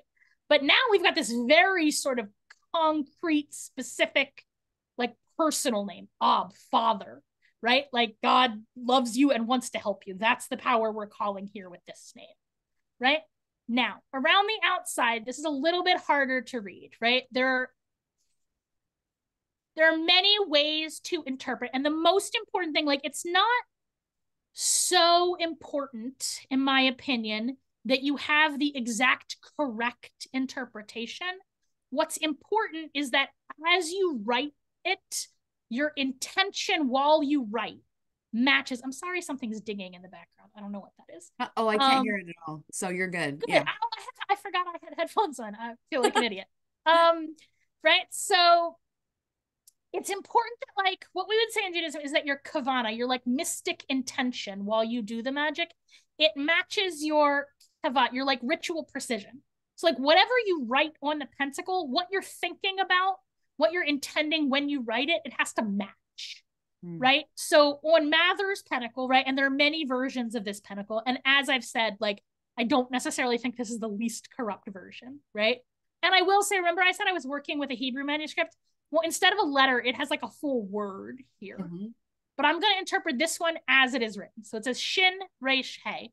That's the proper name Sarah, right? Which is one of the reasons I particularly like this one. It is often translated as princess, but that is like a weird Western European retrojection onto like Bronze Age Israel that is like right, it assumes this whole like political structure that doesn't make any sense in the context of like what that story is about, right? So it really means chieftain, but it's the female form, right? So I'm gonna say queen instead of princess, but even queen, it doesn't really mean that. It means chieftain, right? Like a tribal chieftain who just happens to be female. But like for the purpose of this, it means you, the author, like you're going to be the queen when you write this, right? So like you're talking to God the Father, but you are the queen, right? The queen speaking to God, right? It's you, yes, queen. Okay, on this side it says Anu, which, so, you know, when we write Hebrew, we write it without vowels, which means that like the same written word, it can be a lot of different closely related words, right? But these words for here, right, are things like listen or hear or respond. I know it says response, but with also is not how you spell response, but I meant respond. S and D are next to each other on a keyboard, right? Or answer. It has to do with the asking and answering of questions, right? So really, I interpret it to mean like, hey, listen to the queen, right? So we have this power, right? Yud He Vav He. The order I'm calling the names in is the way I'm going to do it. You could do them in a different order, right? But the first thing I'm going to do is the versicle, right? Wealth and riches will be in their house and their generosity endures forever. Forever, right? Yes. And then I'm going to call Yud He Vav He, and then I'm going to call Eye, and then I'm going to call Ab, and then I'm going to say, listen to the queen. I'm going to say listen to Sara because that also happens to be my, although, you know, Sara, this is not actually my Hebrew name. My Hebrew name is Sarai, which is her name before she marries Avram, and they both change their names. There's like a whole story about it in Genesis. That's so cool. Right. But like, listen to the queen. That's the power we're going to call. Right. Okay. So does anybody have questions? I'm going to run through real quick again what it all means. So on the outside, and I'm going to walk you through the whole process as we do it. Yep. So wealth and riches will be in their house, and their generosity endures forever. Whose house? The person who is in awe of creation and desires to be taught. Right? That's what's going on the outside. So you need to be a person who is in awe of creation and who desires instruction. Right? We're going to call first the name Yud He Vav He. Then we're going to call, right, which is again like a very sort of mystic, secret, I can't even say it out loud, kind of crazy magic name, right? Then we're going to call it Eye, the force of becoming. I will be, Eye, right? Then we're going to call Father. Father, listen to the queen. The queen, listen to. We're going to do it in that order because that's the order Hebrew goes, right? Okay. So now we're going to do some magic. So I'm going to summarize for you what we're going to do, right? And then we're going to walk through it. So the first thing to do is intend your intent, right? So again, my intent is to put 100 full tuition students in my Pinnacle class, which I'm like well on my way to, but by November 15th, right? Yes. Your intent, I don't know if you have an intent yet or you want to share it. Oh, I didn't. I can't even think of one on the fly. Let's just put, I'll put extra juice into your intention. How about that? Okay, excellent. I love it, right? Okay. And also you can have a more general intent, right? But the category of intent here is acquiring glory and honor, tranquility of mind, but I didn't talk about that one as much, and discovering treasure. But again, I think that's a hard one to make work, right? It's because of the versicle that I think it is easiest to do wealth magic with this one, because the versicle is, right? It tells you that, okay, so you have your intent, need to intend it, like magically intend it. Yes. The next magic key, right, is from the versicle and from the context of the versicle. We know that we need to be in awe of creation and want to learn. Well, you guys are here, so I assume the want to learn is already like taken care of. And being in awe of creation, I don't know, look outside your window at nature and like it's pretty amazing. Like be in awe, right? Yes. Next, we're going to call the versicle. Wealth and rituals will be in your house and your generosity will endure forever. How do I know it's going to be you? Because you have met the criteria. You are in awe of creation and you want to learn. Next, we're going to call the most holy name, Yud He Vav He. Next, we're going to call Eye, becoming. Next, we're going to call Ab, father. We're going to listen to the queen. And by queen, I mean you, Ivy, but also you, everyone listening here, independent of gender, right? Like you don't, there's no, like, you don't need to get weird about the fact that it happens to use a female gendered word there, right? It's because of the relationship between, it's because we've already gendered. It's because this is a generative pentacle, right? So like it's heteronormative in the sense like we're getting, the magic is actually a pregnancy inducing magic for wealth, right? And so we've got a father and now we've got a queen that we're gonna like impregnate with wealth, right? This is not, however, a fertility pentacle. This is not, if you're trying to get pregnant, which like why a person would ever want that, I don't know. But if you were, right, there are other pentacles for that. But I mean, I understand some people are into that, right? Yeah. But this is not that, right? You're going to speak your intention out loud. I'll tell you when the right time to do that is, right? And then we're going to close the versicle again, right? So that's sort of an outline of what we're going to do, right? Any questions about like how the magic works? I have questions. And well, it's mainly because I know that subscribers are going to have questions. So at this point, you are taking a pentacle and you're either drawing it out yourself, hand drawing, right? Or printing out a really high quality version. Is that right? I think it is much, much better to draw it poorly than it is to use a good photocopy. If you're using I say photocopy because I'm old, but I mean a printout, right? I know what you mean. If you're going to use a printout, I think you should draw over it, because the reason why I think it's important is like minimally, you need to awaken you need to pay attention to it letter by letter, word by word as you go, right? And writing forces you to do that, right? But it's not like the words are the important part and what the words mean is the important part. So I strongly encourage you that even if you're using a printout, to just like take a pen and trace over it. Yes. Sure. Right. But I think it's better to just write them, even if they're like ugly. Like my pentacles are not, I'm not really like clever handed. So like when I draw them, like that's what they look like when I draw. Yeah. Like here's Okay. another example, right? Like Okay. they're not, they don't have to be like fancy. And even if Okay. they look nice, like this looks nice because I used a calligraphy pen. That was my next question. Like I just used a good pen. Is the calligraphy necessary? Because there's thicker parts of the letter, thinner parts of the letter, or can you just pencil it? No, you can definitely just pencil it. I mean, if you're gonna make a lot of pentacles, I encourage you to just buy a cheap calligraphy marker, only because it's actually easier. Like the kind of Hebrew alphabet we are using, which like not to get too far in the weeds, but this like font is called Asherit or Assyrian script. It's like the normal like rabbi Hebrew font that people are used to. It's like designed to be written with a chisel tip. It's actually easier to do it with a calligraphy pen. But no, it's just like normal, you know, you can just handwrite it. And I will also say versicles, I think you can do them in English or whatever your language is. But Sure. names, you know, my name, as we mentioned, means chieftainess, but like that's not my name. My name's Sarah. So I think names you shouldn't translate, but versicles, I think it's fine to translate. So I'm pretty sure that in the upcoming slides, I did translate the versicle, but we'll find out. If not, I'm definitely going to translate it for you out loud as we go. Right. More questions.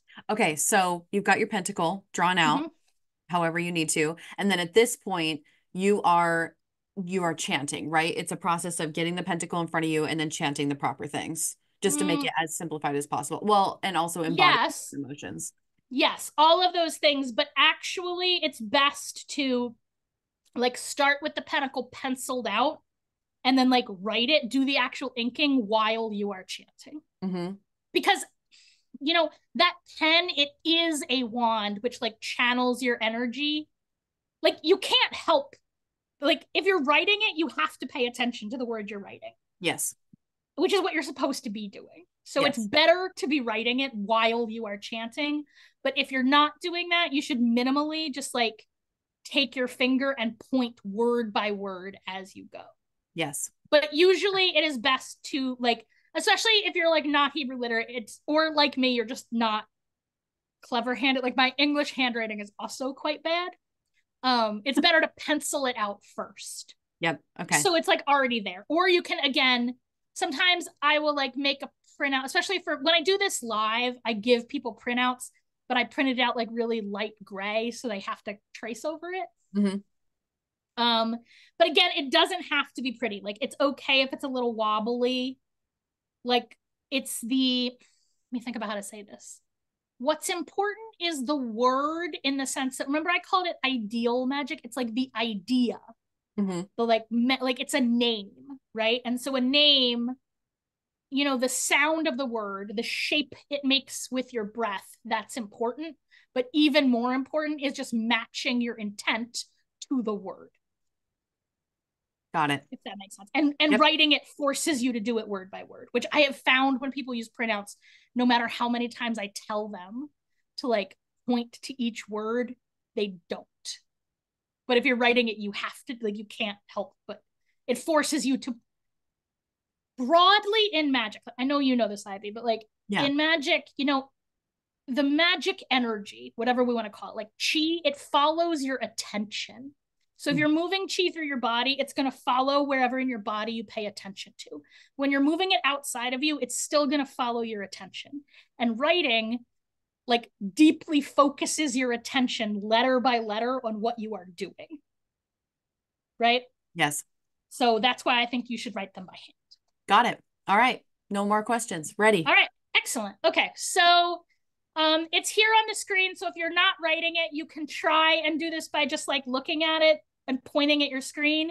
But I assure you, just like scribbling it on the back of an envelope with a pencil is better than looking at it on the screen, like substantially better. Right. So, you know, this is on video, so you guys can pause and go get some paper and pencil and come back. Right. Yes. Okay. So we're going to start off and just breathing a little bit. So just breathe in and out. In and out. Slow and deep. And you want to try and make your breath like a perfect circle. with no pause between the inhalation and exhalation. So you just breathe in and out.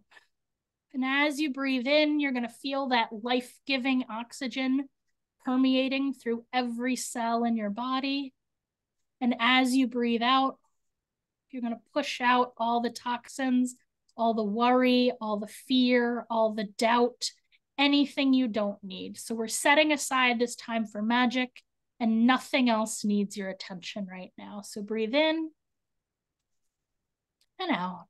And as you breathe in, you're just going to remember that the air you are breathing was breathed out by the plants, and that similarly, your exhalations give them life.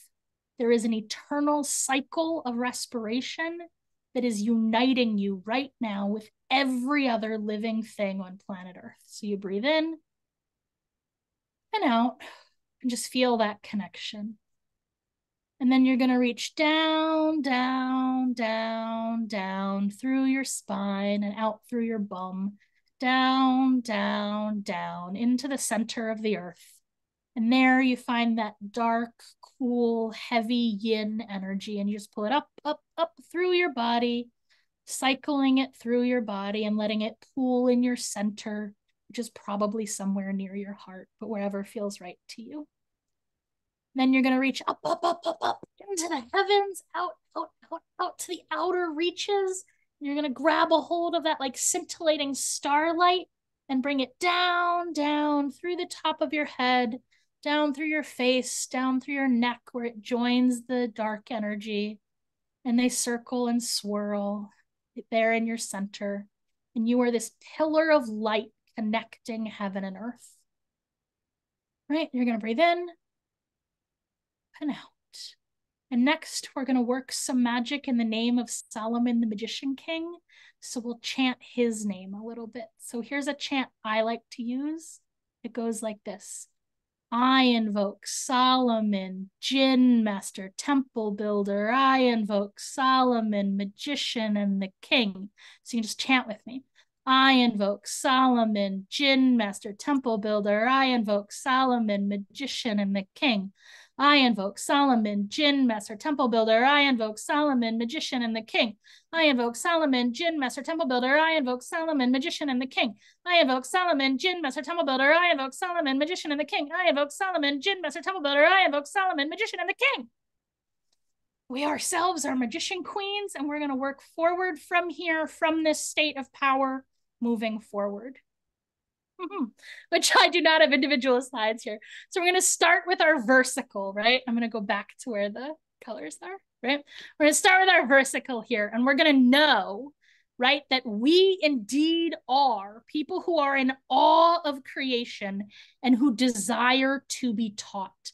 And so we're going to focus on this versicle. We're going to go, if you're writing, if you have a Hebrew versicle, you're going to go counterclockwise. That's the direction that Hebrew goes. If you're writing English, I encourage you to write it with the letters, with the bottoms of the letters on the outside of the circle. So you're still going counterclockwise, right? So you're just going to go counterclockwise around the circle, around and around and around.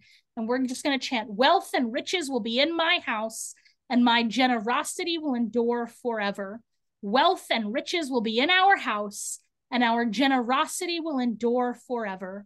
Wealth and riches will be in your house, and your generosity will endure forever.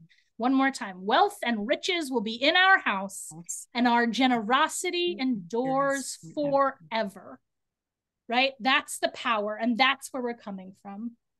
So next, we're going to chant the most holy name here. Yud, He, Vav, He. Yud, He, Vav, He. Yud, He, Vav, He. Yud, He, Vav, He. I'm really going to focus on the fourness of this name. How like it's stable and square. Stable like a square, right? Really solid. Yud, He, Vav, He. Yud, He, Vav, He. Yud, He, Vav, He. Yud, He, Vav, He. Yud, He, Vav, He. Yud, He, Vav, He. Yud, He, Vav, He. Yud, He, Vav, He. Yud, He, Vav, He. Yud, He, Vav, He. Yud, He, Vav, He. Yud, He, Vav, He. right? And how many times are you going to chant? You're going to chant until it feels like you have fully empowered those letters, right? That you can feel them like buzzing with power. We're taught that these sacred names, they're written in letters of divine flame, sacred flame, flame without smoke, right? And so you're really going to keep focusing on that name until like you are confident that they are indeed, that you have written them in letters of sacred fire. Yud, he, vuv, he. Yud, he, vuv, he. Yud, he, vuv, he. Yud, he, vuv, he. Yud, he, vuv, he. We're going to move on to the next name. Eye, being, right? This constant fountain of being. God as the ineffable one who moment by moment is breathing being into becoming. Creation as this ongoing process, this constantly evolving, constantly blossoming process. Eye, Aleph, He, Yud, He. Eye, Eye, Eye, Eye, Eye, Eye, Eye, Eye. Eye, eye, eye, eye, eye, eye, eye, eye, eye, eye, eye, eye. Right? And here I am focusing a little bit on the hexagon, but I'm really just focusing on the centrality. But this is like the neutron, the nuclear fire in the middle of a star that's going to radiate out and power this whole pentacle. Right? Next, we're going to talk about Ab, Aleph, Bet. These are the first two letters of the alphabet. Aleph, Bet. Ab, it means father. Ab, right? So I'm really thinking about like, you know, not everybody had, I mean, I had a great dad, but not everybody had a great dad, but this is like the divine essence of fatherhood. It's protective, it's nurturing, like wants to help, it wants you to succeed, it wants wealth and riches to be in your house. That's the power that we're talking about, right? So father, right, the God of our fathers, we would sometimes say, right, this ancestral power, this ancestral divinity, right? Ab, right? Aleph, Bet. So you're going to write those letters in, Aleph and Bet. Bet is like a house, right? It's got an open door on one side. Aleph, Bet, right? Next, Shin, Resh, Hey, right? Shin is like flame. Resh is like a head, like a person's head bending over, right? And He, it's like hallelujah, right? The hieroglyph on which this letter is based is a person with their hands up like this, praying, right? Praise, giving praise. Shin, Resh, Hey, that's the queen, and that is you, right? So really like sit sure in your regality, right? Your spiritual authority, but also your material power in the world, right? Sara, right? The queen, Sara, right? And you're going to write these letters in. You're going to move over here to Anu, right? The eye, the hook, right? Vuv is a hook, right? Anu, right? And here we are asking, we are making a request, and it is being answered. This reciprocal process, right? Just like the air you breathe out feeds the trees, and what the trees breathe out feeds you. There's this reciprocation between you and those divine powers, right? This circle going around and around and around and around, right? Building power. So when you've got all the letters written in, you're going to draw in the hexagram. Right? Again, this is, we talked in the beginning about like uniting the power above and the power below, the power of the divine masculine and the power of the divine feminine. All of these things are present in the hexagram. So we've got the hexagram power. So now you're going to take your hands, rub your hands together, build up some power in your hands, and build up a circle of power through your arms. So all that power you built in your chest, you're going to cycle it through your hands, making a big circle like you're hugging a tree, right? You're going to move that energy around. Remember, the energy follows your attention. So even if you can't feel it moving, I assure you it does follow your attention. So just imagine that you can feel it, and that will move it even if you can't tell, right? And whenever you're ready, you're going to shrink that down into a circle just in your hands, and you're going to put that circle over the pentacle, and you're going to flick it. Cast it like a fishing line. You're going to cast this circle off of your hands and into the pentacle, and then just stir it up a couple times so it's got the momentum, right? And then we're going to repeat the versicle, right? Wealth and riches will be in my house, and my generosity will endure forever. Wealth and riches will be in my house, and my generosity will endure forever. Wealth and riches will be in your house, and your generosity will endure forever. Wealth and riches will be in your house, and your generosity will endure forever. Wealth and riches will be in all of our houses, and all of our generosity will endure forever. And we're just going to push any remaining power we have, right? And like, you should be pretty tired at this point. We've pushed a lot of power, but like, keep pushing power. You can push it by stirring. You can push it by blowing. You can push it out of, we talk about chakras a lot of times up and down our spine, but they're all over your body. There's chakras in every single cell of your body, but right, you might want to wake up the ones in the palms of your hands. You can push more power through them. And you're just going to push, push, push, push into the pentacle and make sure, and you're like feeding it like a machine, right? And if you didn't do a great job drawing it, your gears might be a little sticky. So you might be able to feel them like sticking a little bit as you turn it, but just keep spinning it. Keep moving that power around it like a circle. Keep spinning those magical gears. It's a very well-constructed machine that has like stood the test of centuries, and just get it to spin. And then the final thing that's most important is make sure that when you're done, you detach from it, right? So like it's a machine. It'll keep drawing power out of you if you remain attached to it. So just make sure that you cut those cords so that that magic can like flow out into the world, right? And so that is the end of our little ritual here.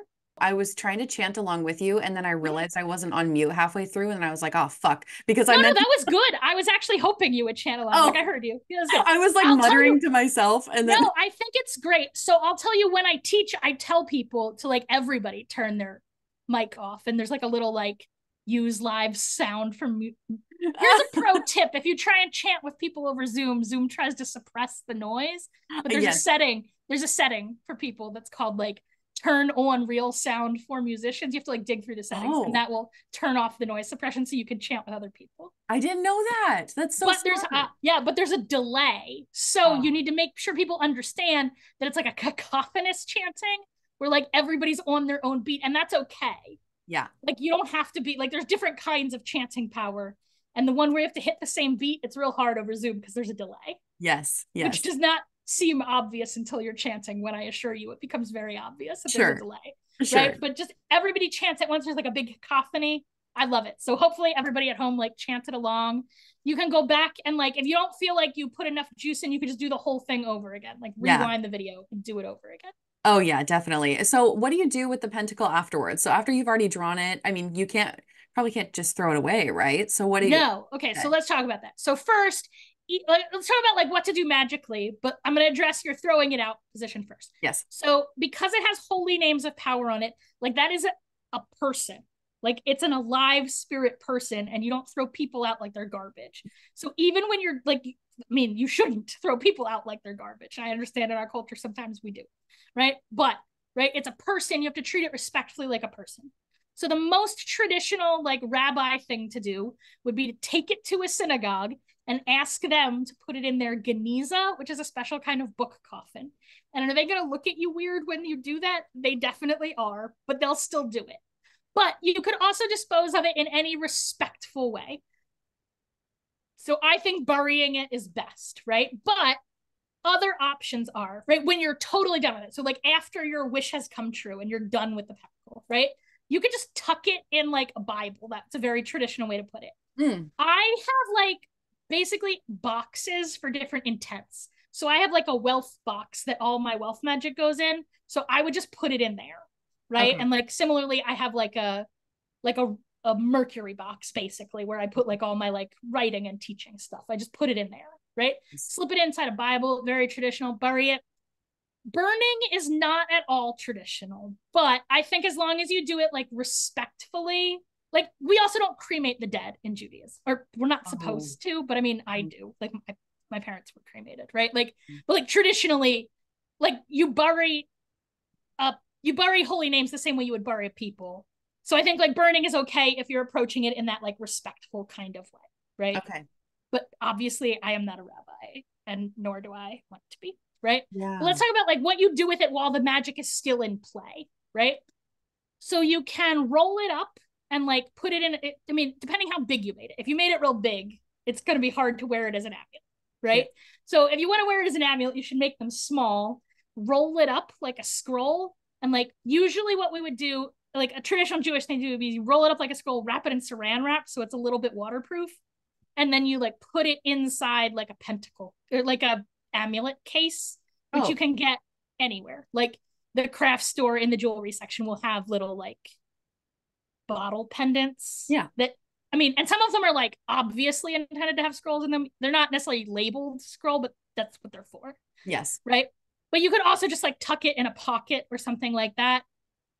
You want to like sort of try and not let the writing get damaged, right? So you don't necessarily just want to like crumple it up and throw it in your pocket. That's why we would like roll it up and like wrap it in saran to protect Yes. it, right?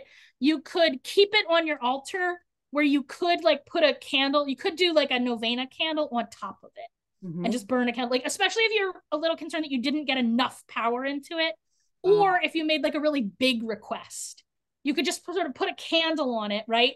And then sort of the energy from the candle can continue to like feed it, Sure. basically, Sure. right? Um, you can also, especially if you make them a little bit bigger, you can like do other magic on top of them. You could also flip it over and like write your petition, like your specific intent. You could write on the back.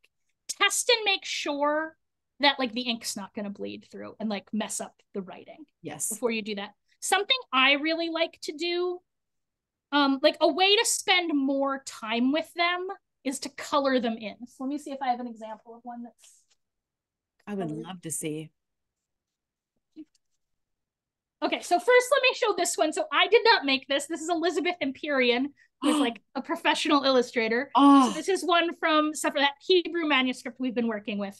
When it eventually comes out, it'll have these gorgeous illustrations. She also did this tattoo, right? So this is what they look like when an artist makes them. That's yes. not what they look like when I do them. So here's a colored one. Oh, wow. This is like one I designed myself. So this is not one of Oh, the I love Mather's that. Pentacles. This is one of the Mather's Pentacles. So this is Paleo Hebrew Uh-huh. around the outside. So this is the same, like this is the same versicle. This versicle in Hebrew, it was just short. So I did more. It's the same versicle. And then I often do this. The ones with the hands on them, I often draw that way. Like with a palm hand. Yeah, yeah, yeah. Find another. So there's this one. This one I often like color it like it's like a beacon in the middle, Yes. right? That's a So your solar one. colors, how much do you bring in color correspondences with that, or is it more intuitive? Well, both, I guess, because I feel like I have these strong associations with the colors, so my Oh, intuition yeah. is built on those. Mm-hmm. Um,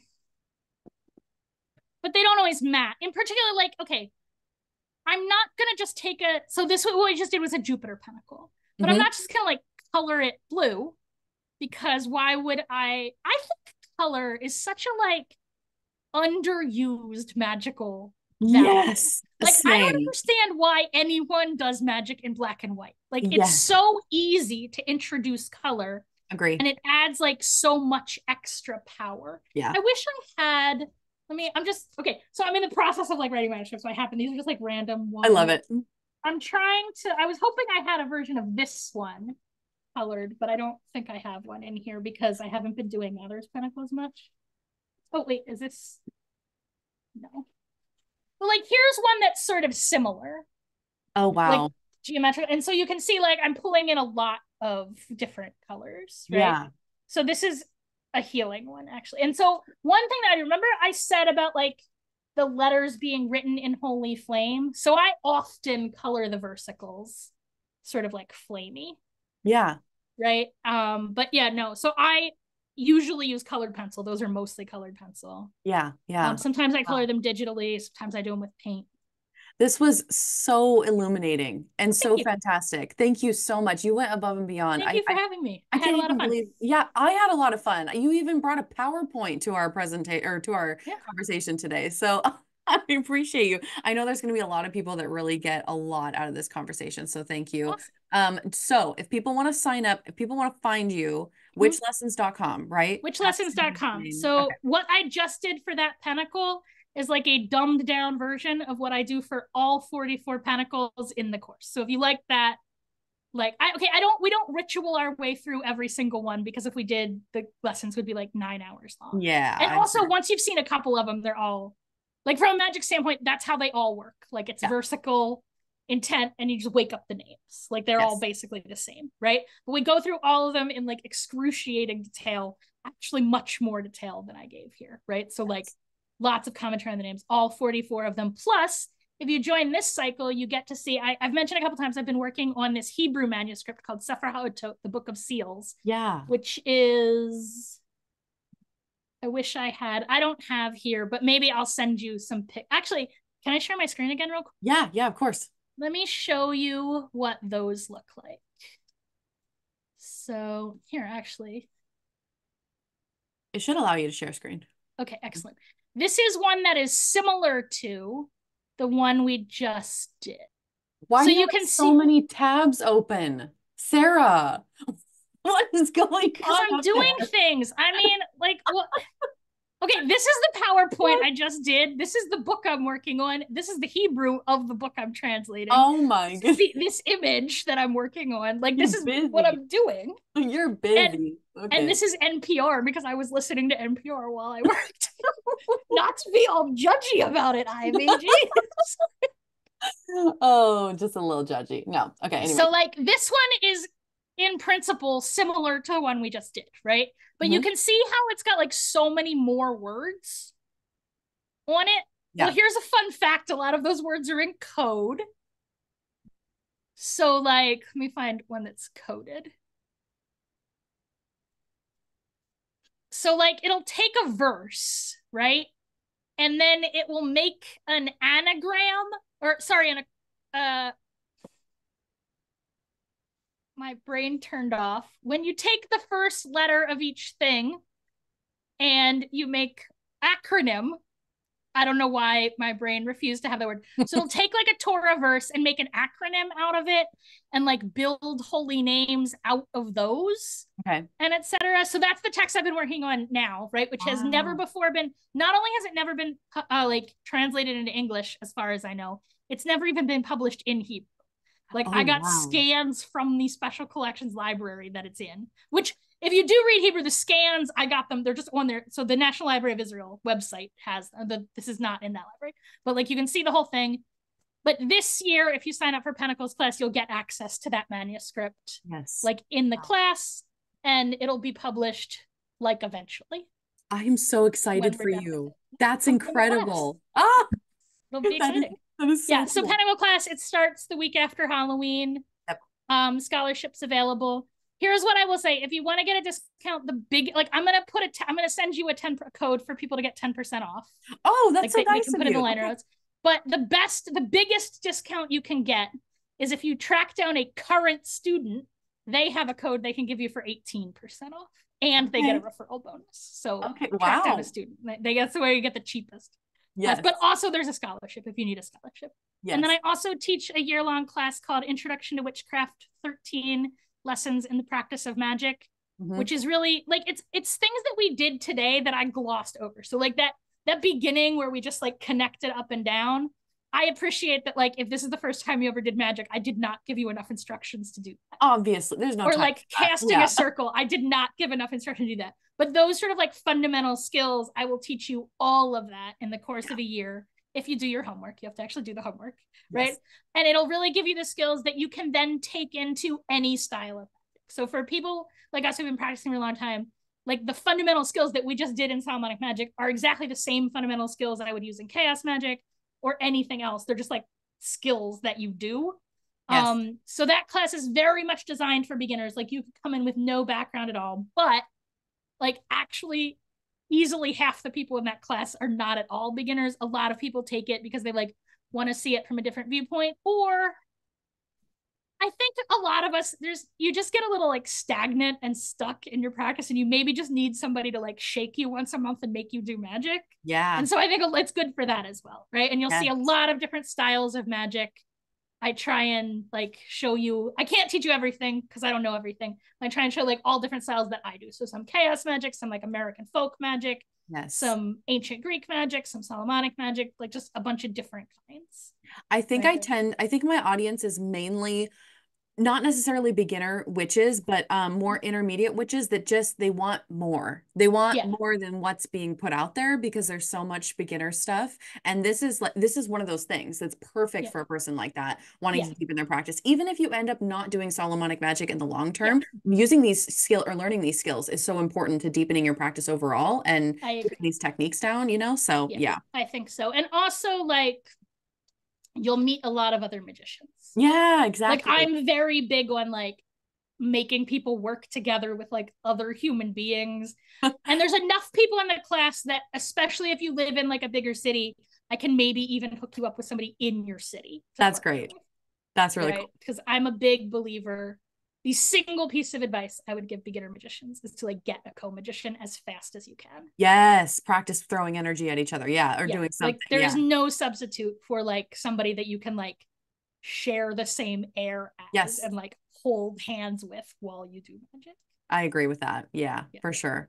Well, thank you so much, Sarah, for coming on the Thank you so channel. much for having me. I You. had so much fun. Me too. This was so fun, and you're hilarious, I by the agree. way. You are Well, thank so you. fucking funny. I Thank just you. adore you. Yay. No, this is a really good conversation. Thank you all for watching. Please go check out those links below. Editing Ivy will probably put that code up on the screen to get the 10% off. Or, like Sarah said, go find somebody that has already taken the classes so they can get a low bonus themselves. So that would be great. And All right. they get more off. I mean, the courses are Oh, expensive. Like 18% is actually like a substantial amount of. yes, Yeah. yes, as they should be because your Yeah. course sounds very in Well, depth. I So, mean, I will say in terms of the price, it's a lot. I mean, it's a lot of material. Like it's a lot of yeah. teaching. Like I Yeah. said, like you just saw, like that pentacle that we just did is a short, quickie version of 1/50th of the class. Oh, I bet. I've heard. I've Yeah. heard. So, yeah. All right. Well, thank you all so much for watching this video. I will see you all in another video very soon. Goodbye, everybody. Bye.